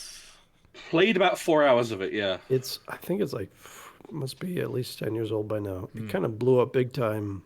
It wasn't a huge budget thing, but they did the little details excellently. It was So I freaky as list- fuck. I remember that. It's like I've not gotten through much of it at all, but I enjoy watching streams of other people poop their pants. So It is 12 years old. okay, so I listened to Sorry. the two big voice actors. They came together like 10 years after the thing and talked about it, and they were saying because they had actually offered to like fly them out to be like in the studio and record it, and they didn't record together, the two main characters, but the guy walking them through it, the director or whatever, was very detailed. He was a voice actor himself, so he knew what it took and what he wanted from them. And it took him, I think it took both of them, Alexander and Daniel, the main characters, it took them only like one day to record. But they said, the person directing them was so professional and knew exactly what to get out of them, that even though they never met each other in real life, they were never in the same room, it was almost seamless in game. And it really does follow through if you play. It probably won 1 billion awards. Oh yeah, it was revolutionary. Oh, it's considered like a massive classic. Yeah. So because Greggy follows up and says, I listen to a lot of audiobooks. This is very different. They don't lift the words off the page. You can tell they just sat there reading it. And you don't necessarily have to be in the same room, but whoever's directing you needs to know what they're doing to get because you can't say that they're necessarily bad actors, especially Jerry Ryan. So Definitely not. No. Whoever was trying to pull that out of them for the audiobook, I guess, maybe didn't do the best job, but It's part of Simon and Schuster, who have had like one of the Star Trek licenses since all time. So maybe that's like one of those things they've kind of done to kind of retain it, and they've kind of gone like, well, let's just put this there. Hopefully they've not kind of half-assed it, because we'd love to see like an original audiobook format, as we know, would be the perfect setting for like a new Starship show where people go off and discover things, because there's a few Star Trek adventure streams that do that kind of thing exactly, and I think it works really well for the format. I'm saying give us some budget and some money and we can produce something amazing. Anyway.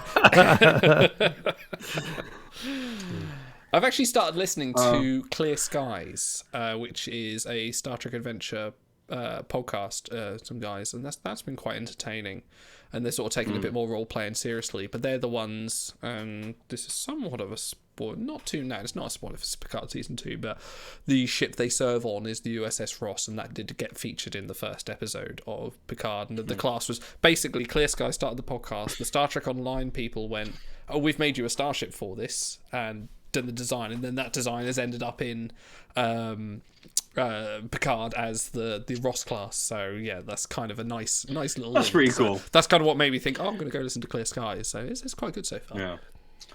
So speaking of adventure streams, this is also for the audience. There is I think we've got like a 1 hour segment carved out for it. There is going to be a small Star Trek Adventures segment.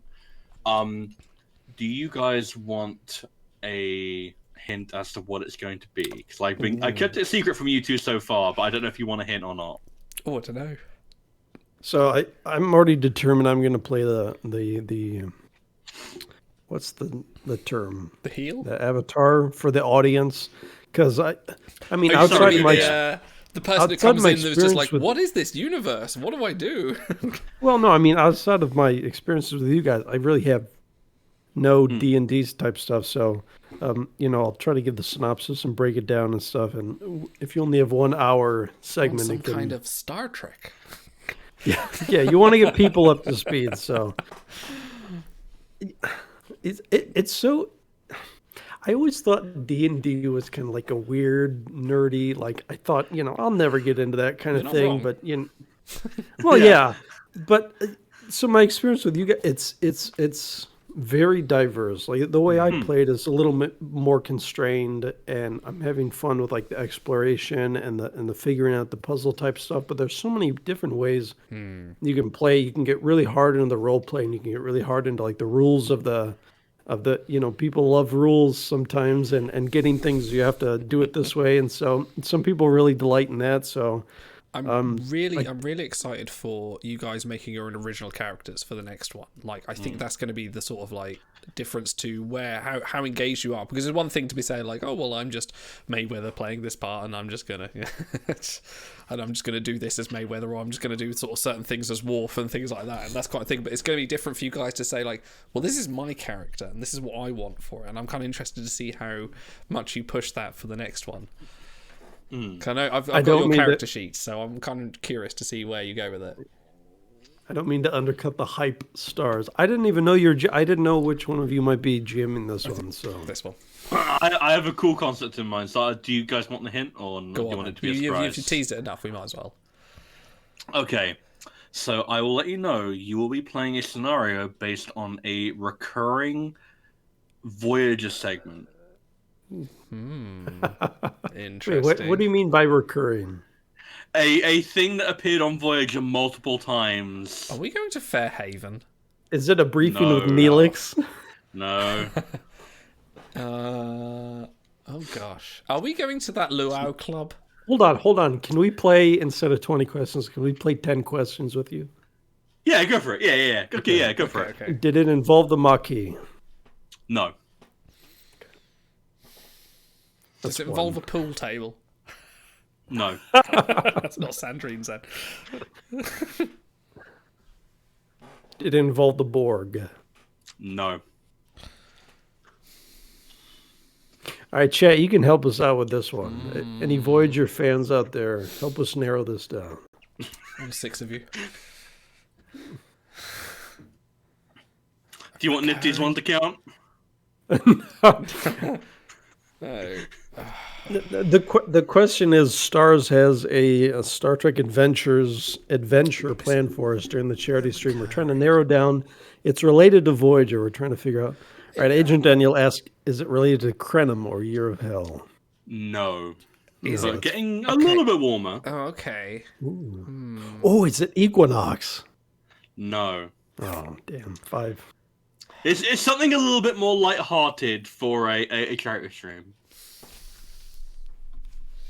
But it's recurring. It's a recurring Voyager theme. It occurred, I think it is at least 3 seasons of Voyager spread out across a few episodes. Is it holodeck related? Yes. Of course it is. Of course it is. Yeah. Yeah. I'm trying to think. Is it? Paris is. Oh, is it? Captain Proton? Yes. Yes. Oh, I'm so hyped. So many questions. Yeah, you're going to be doing a Captain Proton segment. All right. So do we yes. have to like roll d20s to figure out who gets to be Proton, who gets to be? I'm literally going to be creating character sheets for. I'm going to make Captain Proton, Buster Kincaid, Constance Goodhart. I might have to come. I might even You make made the me president Constance of Goodhart, as haven't well. you? No, you get to pick. I'll be like, Oh, okay, here's your character okay, sheets. okay. Pick who you want to play. No, that'll be the segment. I think Chad figured it out pretty quick. Arachnia Chaotica. I'm very happy. Does I can Discord make have a black and white video? I can make Can you that black happen. and white? I can All make right, that happen. good. I think I can make that happen. I'm sure I can make that happen. Yeah, black and white. Because I know you guys love the getting really into it. And it's like, I can't think of anything more get into the spirit of it than 1930s serials shouting dramatically. Hang on, I can do some color correction. Hang on, let's see if this works. Ha ha ha! Yes, yes, I can. Okay. I can go black and white. Nice. Nice. Oh no, I can't turn it off. That's perfect. Yeah, no, that Look at works. There we go. Right. Yeah, we can do black and white. We can do that. You'll have to steal the Captain Proton light segment opener for when it happens. Make a layout. Oh gosh, this is too much warning. I'll see if I can get some music in the background. I'll find some fair trade sort of 1930s sci-fi's. Oh wait, hang on. Do you mean we're gonna have to draw lots to? I want to be chaotic. I want to be chaotic. So.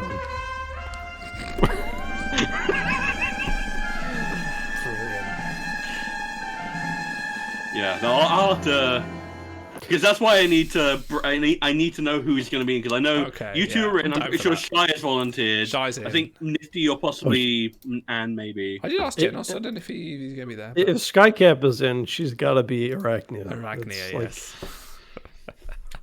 Oh, ruler of the cosmos. Ruler.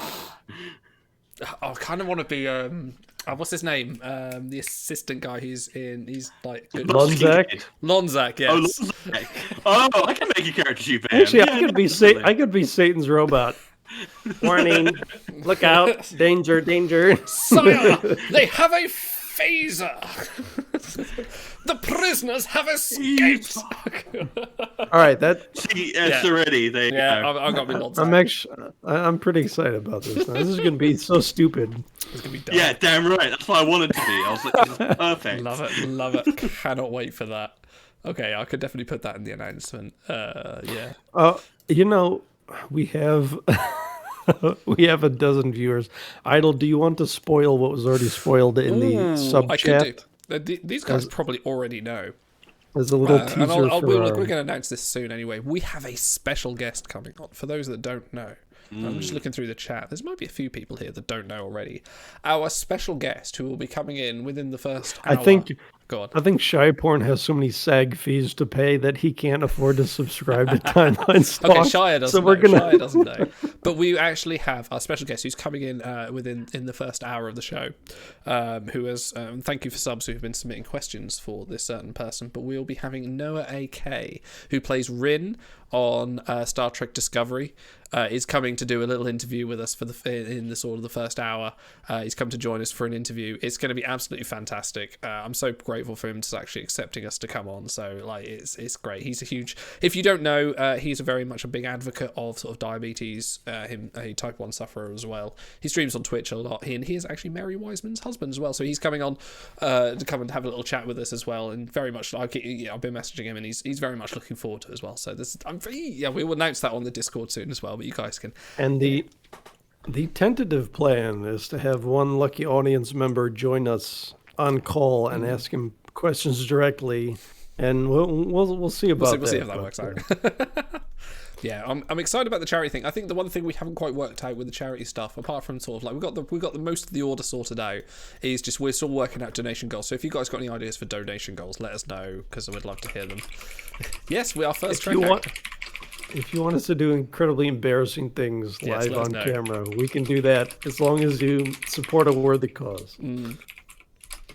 But yeah, we're supporting Mind, and we'll have all that up. But yeah, I'm looking forward to it. This is going to be, in a way, it's a godsend that WRG didn't tell us when the honour sale was for us to plan it, so we can actually do something else. And let's just do that. Recite Shatner. They might. Well, hang on. I've got the book. Where's the book? That's already on the list. That's on the list because I've got Star Trek: The Return, written by William Shatner, right here. That's on there. Oh, recite some Shatner. Oh no, he's asked me to recite some Shatner. You got to do it now. Right. Do you want to give us a page number? Give us a page number. Go on. I'll just do it random. 47. Yeah. 47. There we go. Okay, 47. Chapter 7. Chapter 7. True love. Come back, Jean-Luc. Picard ignored the distant whisper deep within his mind and walked among the Borg alone. His heart raced. He felt sweat trickle beneath the combat armor he wore. His hesitant breaths thundered in the helmet behind his closed visor. But the Borg ignored him. All around Picard, they went about their task of assimilating Starbase 804. Teams of them worked as little more than ants or termites, using their biomechanical implants and augmentations to carve up the prefab buildings, remove the Starfleet equipment, and processed everything for the greater good of the collective. I can't do the Shatner voice, I apologise. Dude, you got to work on the Shatner's a lot more halting when he speaks. Everyone's watching to see what you will do. Here we go. Here's a Kirk line. And then Kirk said, the "We're going emphasis on to the kick wrong the word." Borg clear into the next galaxy." There you go. That was a line. I think when we hit like $1,000 or something, we have to do the Shatner Rocket Man redux Rocket Man, or okay, something. put that in the list. I tell you what, Rocket, you play on accordion, and I'll do the spoken word. Okay, yes. All right. I can play. Yeah, I can play Rocket Man. So yeah, we'll do that. Maybe we'll get Shy to read about. Shy's good at that. Shy's good at the Shatner cadence down. Yeah, Shy was really good at Shatner when we played that TOS campaign. That was really good fun. We're gonna have multiple legitimate actors on the show. This is like breaking new ground for timeline stuff. Yes. And then there's us.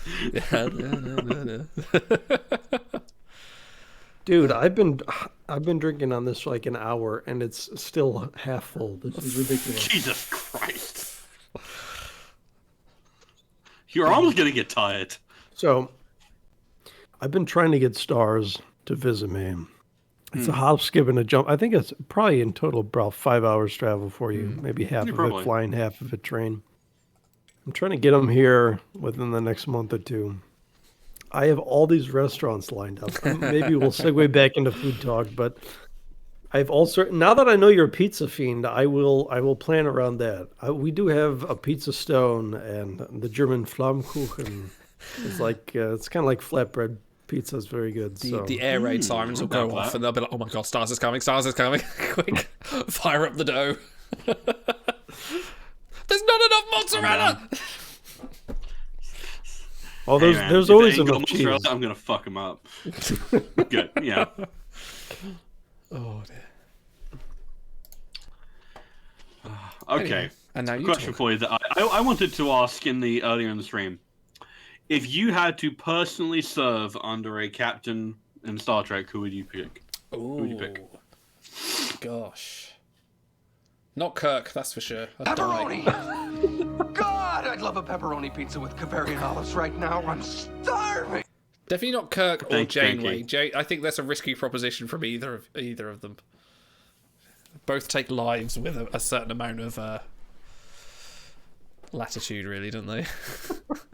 You know, so having watched TOS recently, Kirk is tough but fair. Like, if you're a youngin' who makes a mistake, he'll kind of take you under his wing and. But also, if he doesn't check the transporter log, he just beams you into space and doesn't give a shit.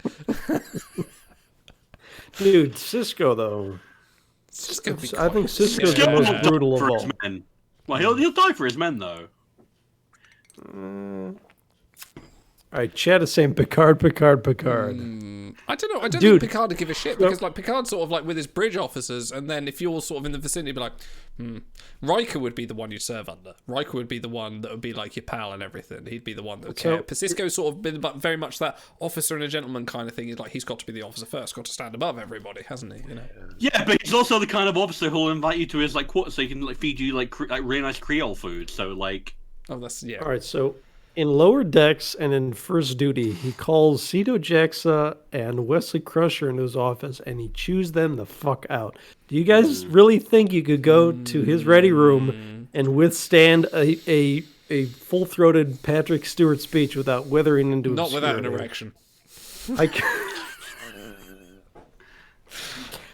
I couldn't handle it personally. I would take a different captain. I don't want to be speeched by Picard. I'd say If you can't find within yourself to stand up and tell the truth, then you don't deserve to wear that uniform. Definitely Captain Titan Jean-Luc Riker. Picard of the USS Enterprise. Captain Jean-Luc Picard.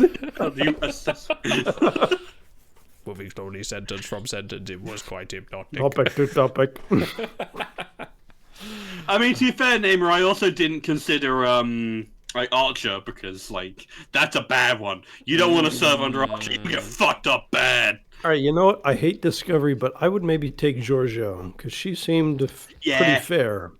Yeah, I'd take Saru. Saru would be interesting. Season 3 Saru seemed to be a good captain.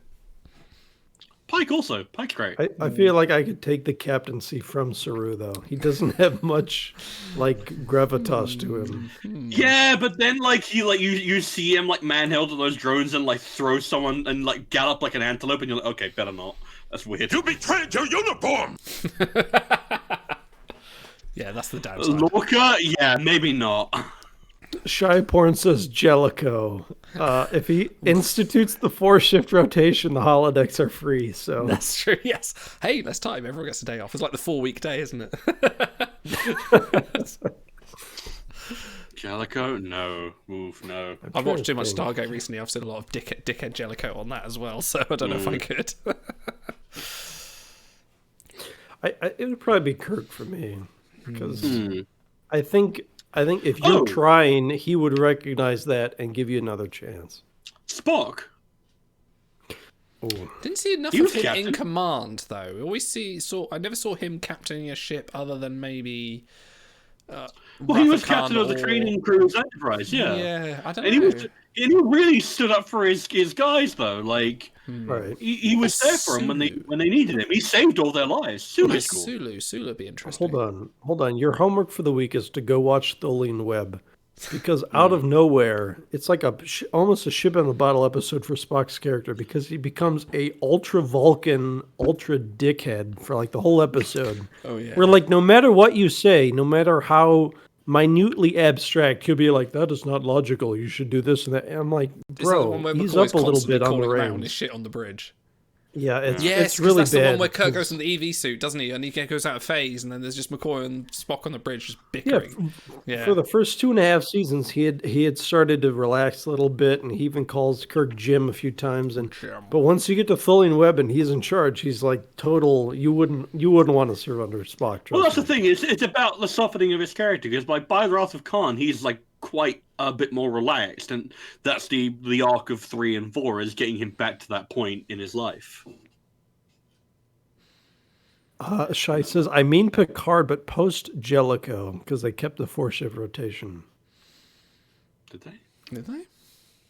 Maybe. They did. Dude, Jellicoe was not a bad... He was a wartime captain. You have wartime leaders, and you have peace leaders, and oftentimes they're not good at the other thing, so... Yeah. You know, if you want to plant some mines on the bellies of Galar-class Cardassian warships, Jellicoe is your man. I can trust him to do that. Riker is your man, because he's the one who's good enough to do it. So, dude, how fucking smug was Frakes in that scene? Oh, it's so where good. Jellicoe walks in and Frakes is like, ask me nicely. Pajama top as well. He's like, ask To be fair, they were both kind of dicks in that episode. They were. It's like, it was equally both Jellicoe and Riker's fault that this all kind of went down to shit. There it is. Dude, what about... All right, hold on a second. What's your favorite 2-parter? You have Reunification with Nimoy comes back. That's obviously excellent. Year of Hell, that's always a favorite. Best of Both Worlds. It's always Best of Both Worlds. Chain of Command. I've got to take Best of Both Worlds over it. It was Best of Both Worlds Part 2, it kind of fumbles as a 2-parter, because the second part is not as good. It's still really good, but it's not as good. Chat, help us out on this one. What's your favorite 2-parter? I think mine might actually be Chain of Command. It's a good one. Not the Gambit, there's so that's much... for sure. It's hard. Oh, Gambit's kind of lame, yeah. Gambit's okay. Because it has its moments. It has its moments, but it's not the best. What is it? Paradise Lost and the other one. The one where Sisko goes back to Earth to investigate the Changeling. I really love that. That's like my least favorite. I really like that one. Yeah, but you don't like the political stuff, do you? I really like the political stuff. Sell me on it. Sell me on it. It's just another view of DS9 in the whole scope of things. It kind of expands the view outside of the space station and takes the Dominion War kind of back home to Earth. And it gives us a view of actual Earth.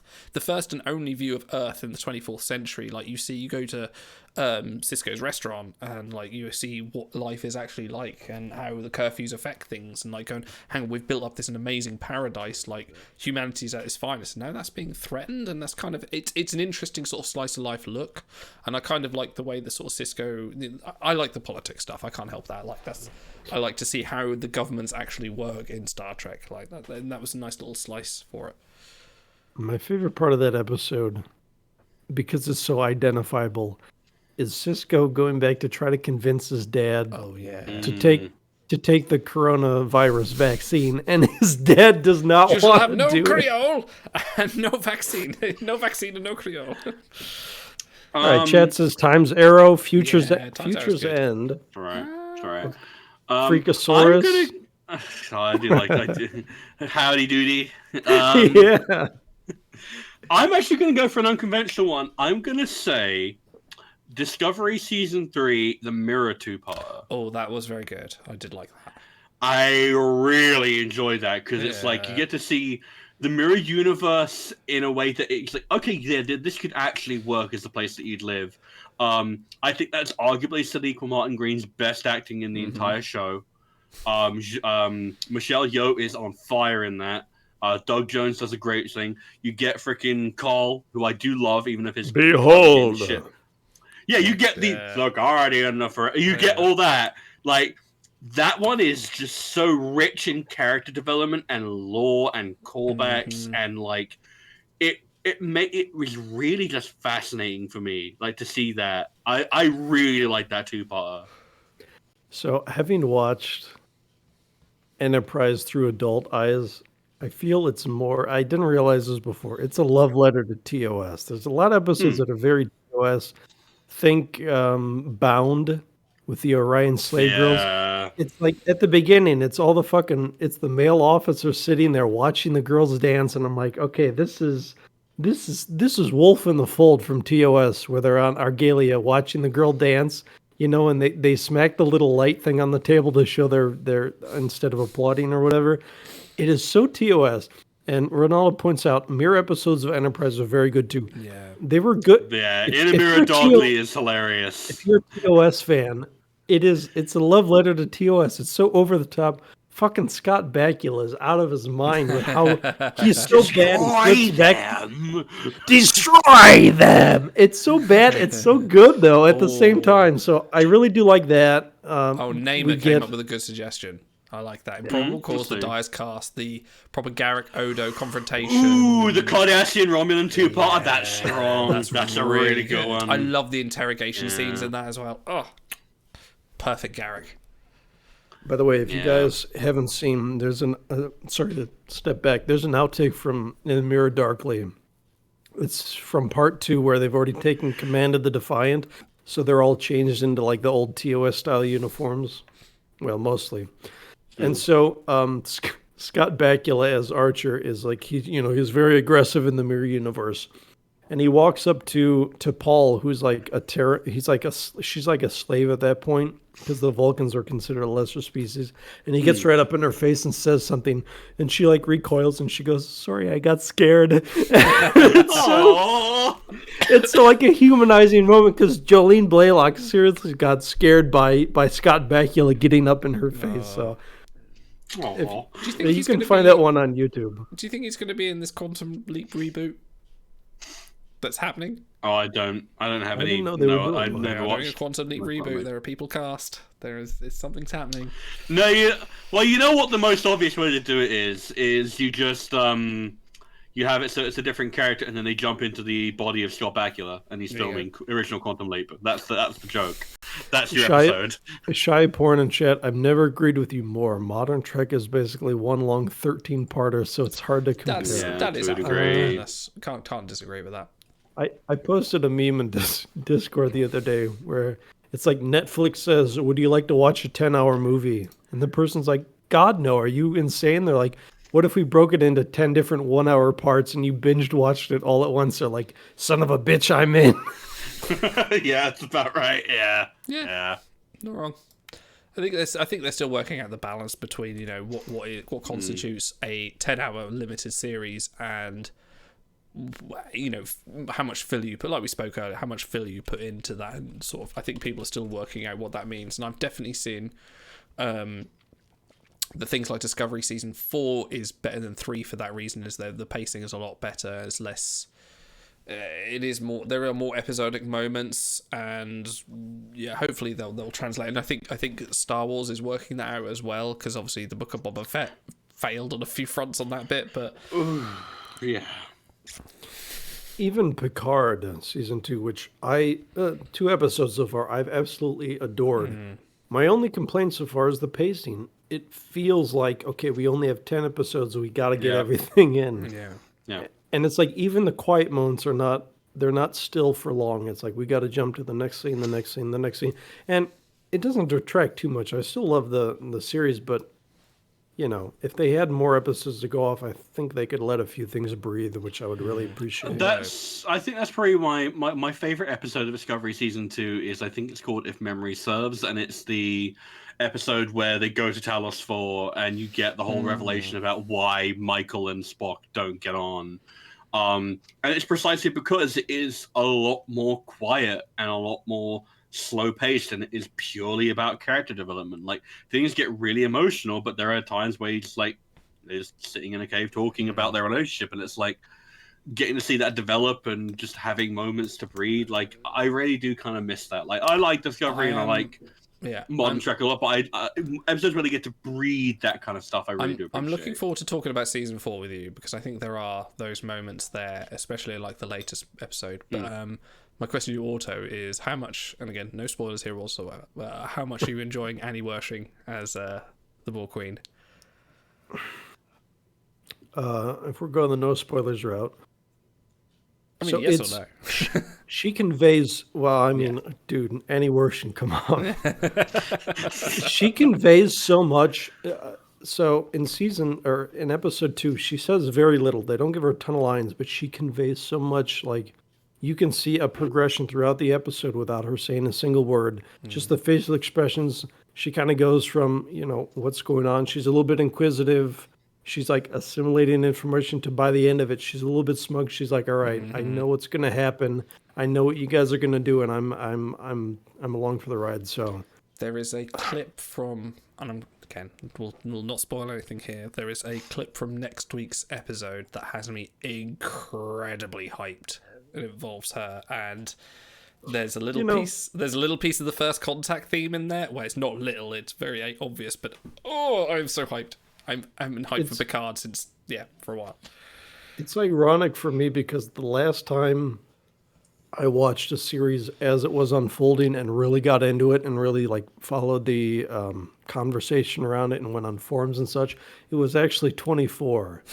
And Annie Wershing was in season 7 and 8 of that, and it's like, I think I've had this conversation, Stars, with you before. There's two kinds of, there's binge watching, and there's some shows that work really well when you watch along, and if you have an audience or community that you can go to and bounce theories off of and talk discussion about, sometimes it's really enjoyable to watch episode by episode, even if you have the dreaded week wait in between. It still adds so much more than binge watching it all at once.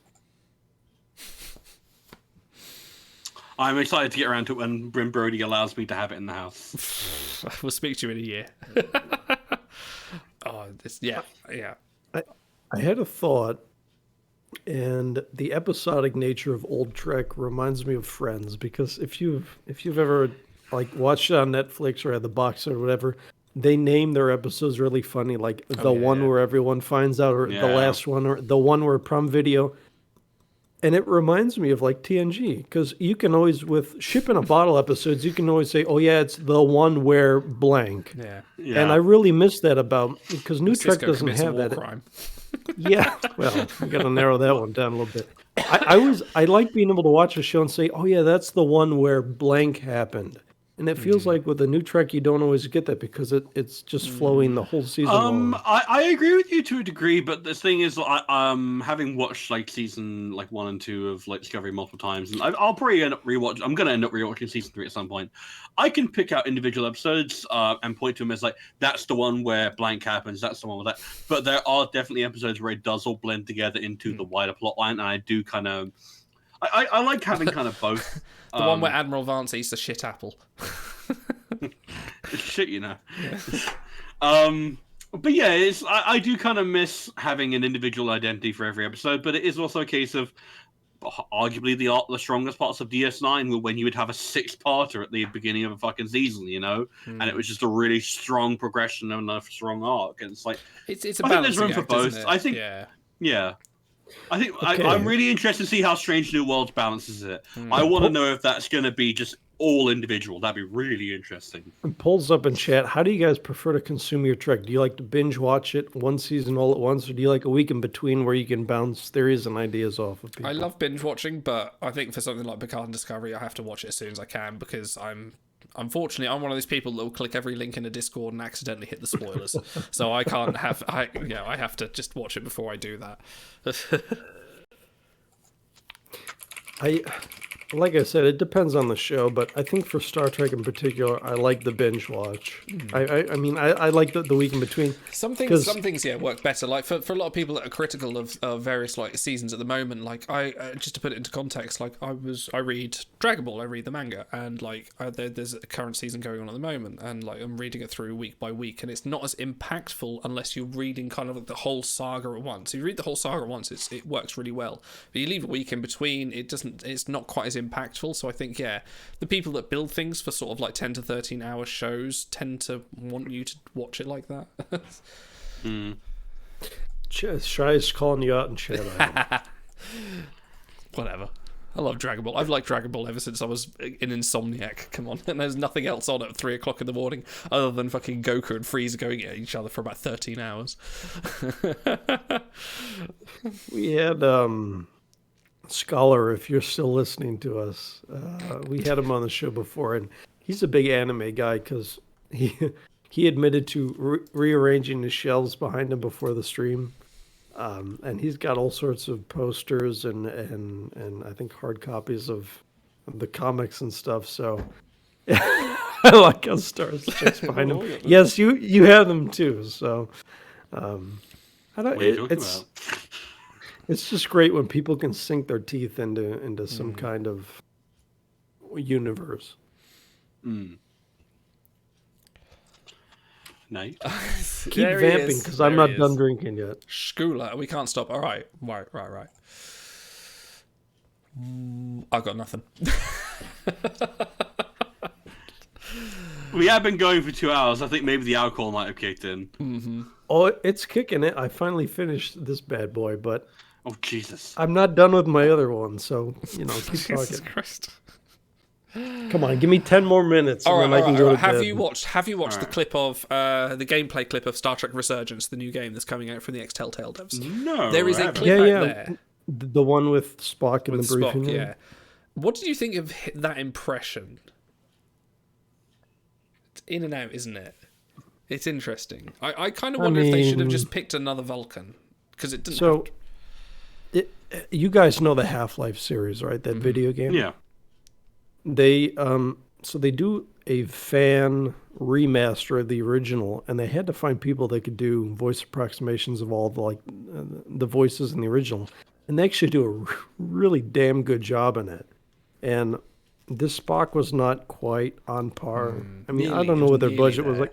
I don't know what their search was like, but if you listen to like one or two sentences at a time, you might be a little bit confused. But if you listen to more than that, you're like, all right, this is just a guy doing a voice, But it depends on the gameplay. All they really had in that trailer was just the multiple typical select, isn't it? RPG. Yeah, like the answering dialogue question type choices. stuff. I don't know what any of the gameplay looks like outside of that. If you ever played like the Walking Dead Telltale series or any of the other ones, the Wolf Among Us would have been the big one, yeah. Yeah, I think it's going to be along that kind of line of things where there'll be like sporadic, maybe a little sort of quick time event at some point. But I think it's going to be very dialogue. From what I saw from that clip, it seems very classic 90s Trek kind of feel of things, like people talking about things on the bridge and going through the sort of the dilemma at the time. And I'm intrigued to see where it goes. Every Star Trek fan that plays games is looking at it kind of going like, this is the one Star Trek game, this is coming out, we must invest in it so they make more. And hopefully they don't get the wrong idea and make bad ones, but hey, there we are. All right, I have a question for you guys and you guys in chat. If you could only pick one Star Trek game to play for the rest, if you could only play one Star Trek game for the rest of your life, which one would you pick? I think I'd actually. I don't know. And we'll disqualify timelines from this. Yeah, no, it's definitely not time. No, it would never be my choice. I don't know. It's either Birth of the Federation or Armada. Birth of the Federation. I can't work out which. Oh, Armada's pretty good. I don't feel like Armada has quite the depth, though, that other games do. I feel like the replayability is a little bit limited. Probably Birth of the Federation, maybe Starfleet Command. I like that one, too.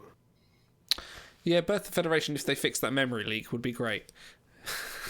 The one where you play Armada after about 80 turns. Scholar wishes for better. I'm a big RTS guy because I played a lot of Warcraft and Starcraft and all sorts of things. But I don't think RTSs sell particularly well compared to other games. They do well on a competitive scene, but no one wants to play competitive Star Trek games. Well, by the way, we don't have a podcast for this. Podcast listeners, how do you prefer to consume Trek? It's 50-50 binge watch, and they like to have a week in between to break it down. So, okay, that's interesting. Stars.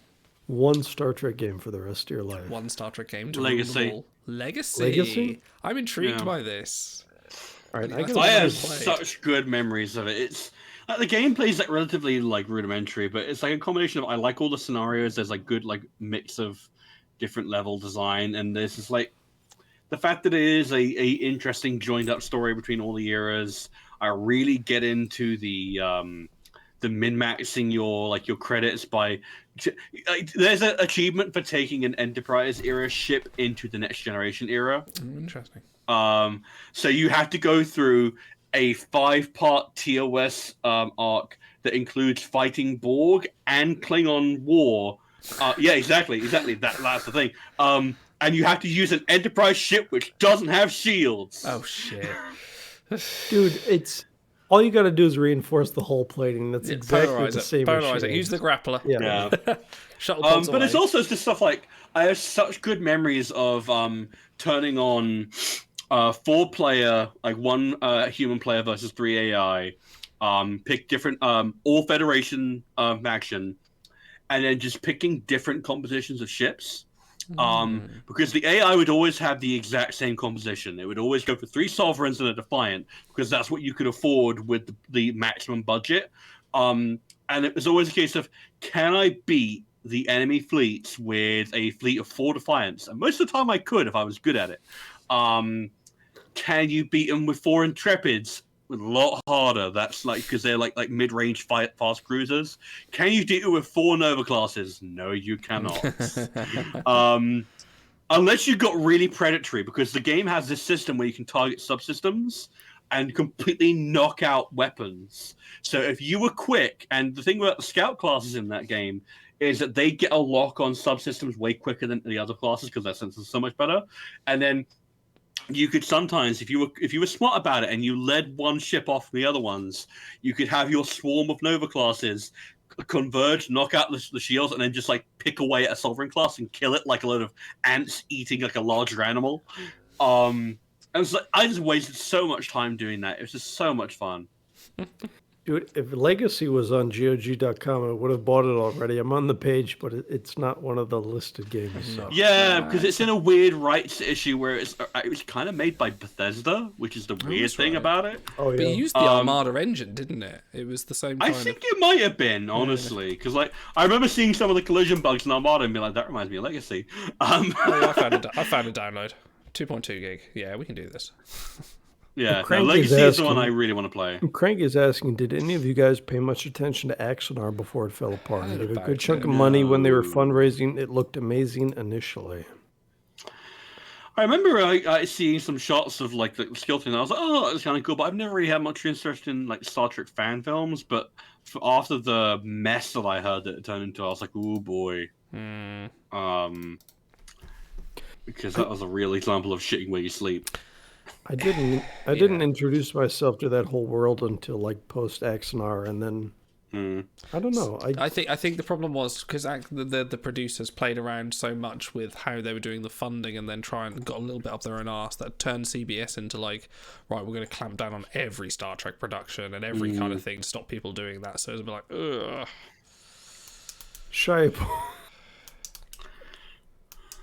Whatever. Shyborn, you're the man, dude. All right, Scholar says, for Birth of the Federation, he likes playing Ferengi and buying everything. Have you guys have both played Birth of the Federation, right? Yeah, I was always... No? No. Oh. Oh, my Never. God. Dude, when you get here, we're going to play. We're going to play all day. We're going to play Birth of the Federation. Please stream it. That sounds alright, honestly. That sounds like fun.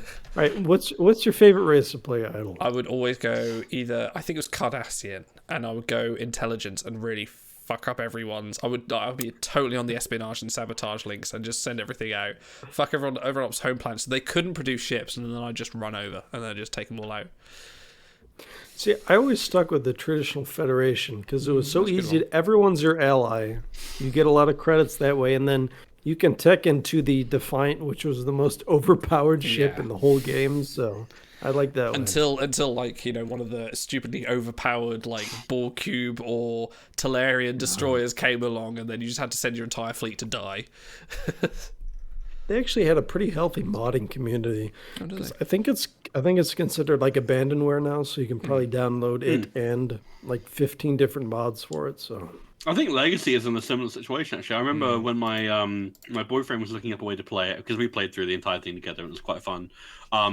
He found some mods for it, but he wasn't as confident as maybe you might be a model at like integrating, because I think they still have like Discovery like ship models in there, for fuck's sake. Wow. Jesus. Dude, that game's like I'm pretty 25 years old. I mean, came out in 2006, so not getting close to 20 years old. Yeah. I mean, I used to be like in with the Klingon Academy. Klingon Academy is a great game as well. I used to play quite a lot of. I used to be quite in with the modding scene on that as well. And there were people like still making that mod into like well into the late Enterprise era as well. Like I remember sort of falling off of that game and then coming back when Enterprise finished. And oh yeah, they've got mods coming out for this and that, and yeah. Klingon Academy was great. But yeah, no, I'm really excited to get you guys to get to play Legacy. I think you'll get a kick out of it. Mm-hmm. Google tells me birth of the Federation was 1999. Dude, wow. I would have been 5. That was the golden era. Yeah, that really was. The Microprose era. TNG, DS9, and Voyager Converging, you had like a billion different games. I would have loved to do, you know, this podcast around that time, because it would have been... that was so good. I mean, so much material. We're in this like the second generation between all these different shows, and we're enjoying it now, but that was like the golden age. So Star Trek the game show.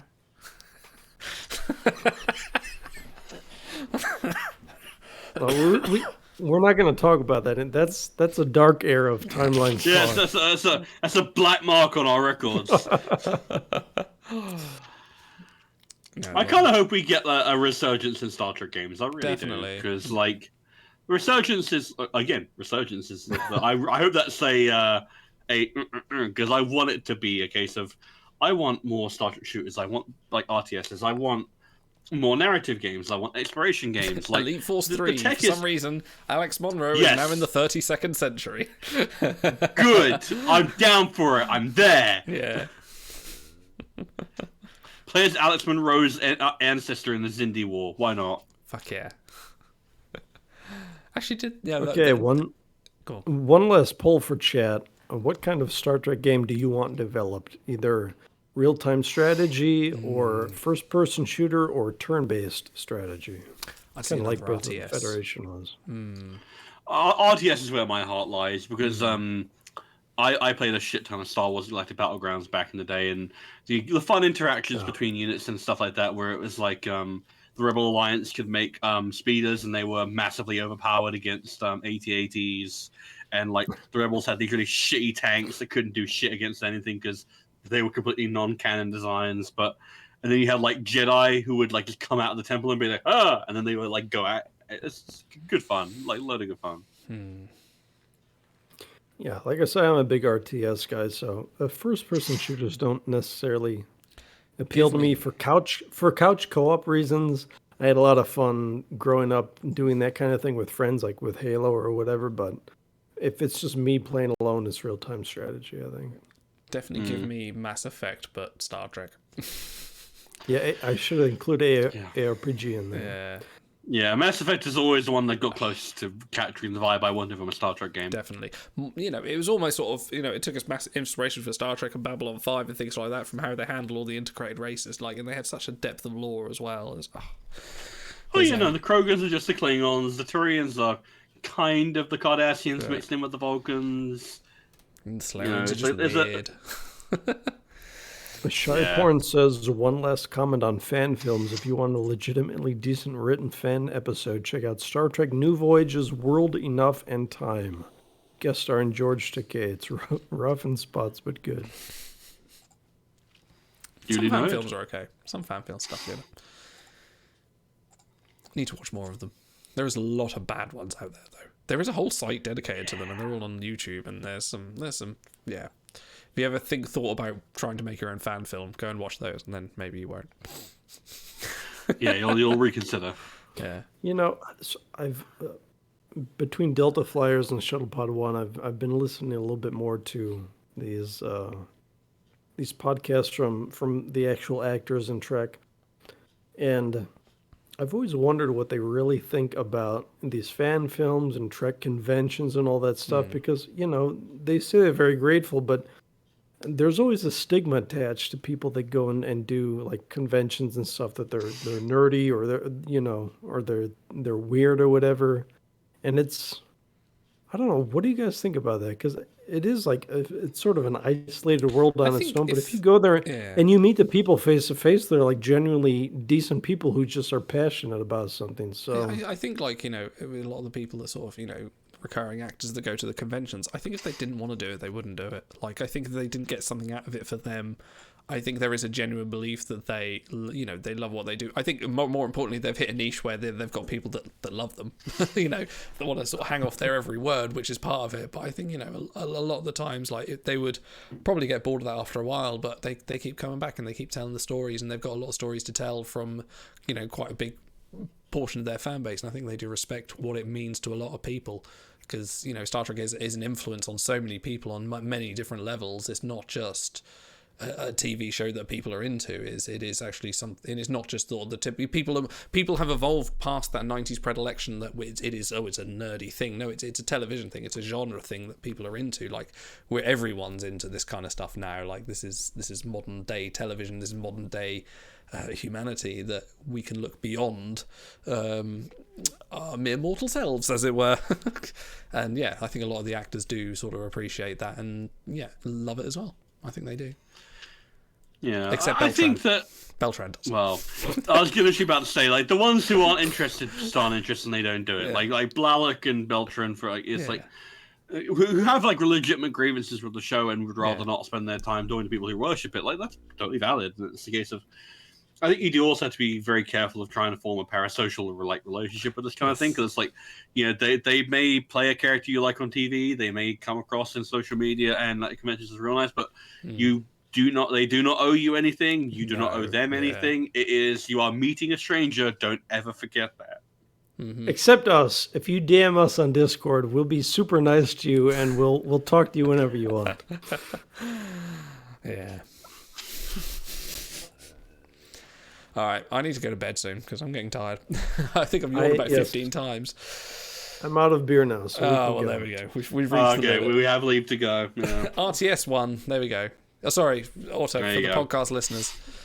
Yeah, what kind of Star Trek game do you want developed? 75% say real-time strategy, 25% say turn-based strategy, and no one cares about Elite Force. I care about Elite Force. Oh, I care. I care about Alex Monroe. I care. I still want the Timelines originals to Alex Monroe. I think that'd be awesome. Yeah, so he can just transport all the items out of his belt. Fantastic. I have the iMod. I can kill all the Borg single-handedly. That's true. Overpowered weapon. iMod for everything. Damn right. All right. We'll be back on Wednesday. Tomorrow for another chill stream. What am I doing tomorrow? I might do some Star Trek Online tomorrow. I don't know. We'll see. I'll see how busy I am or how tired I am. I've got more story to go through. We need to find out what's going on with the Voyager cast. We're back on Wednesday for Timelines Talks as usual. WRG coming on the 23rd, charity show. Please, guys, come and give us some suggestions for donation goals, because we need a few in there to sort of fill out the roster. But apart from that, please come to the Discord, come chat with us and all this. We will see you later. Any last final words, food advice, relationship advice, please? Legitimately, these charity streams, okay, they're for a charity, fine, but they're mostly for you guys. We want to cater to you. We want to make you happy and give you something to throw money at, so you can enjoy your weekend or whenever we do these streams. So last time you blew us away, I remember talking to Idle. I'm like, okay, so what do we set this donation goal at? 500? Like, we don't have a huge community. And we thought 1701 would be kind of kitschy and thematic, but I'm like, I told him I don't know if we can hit that amount, and we went over 2,000. You guys were very generous with your time and your money.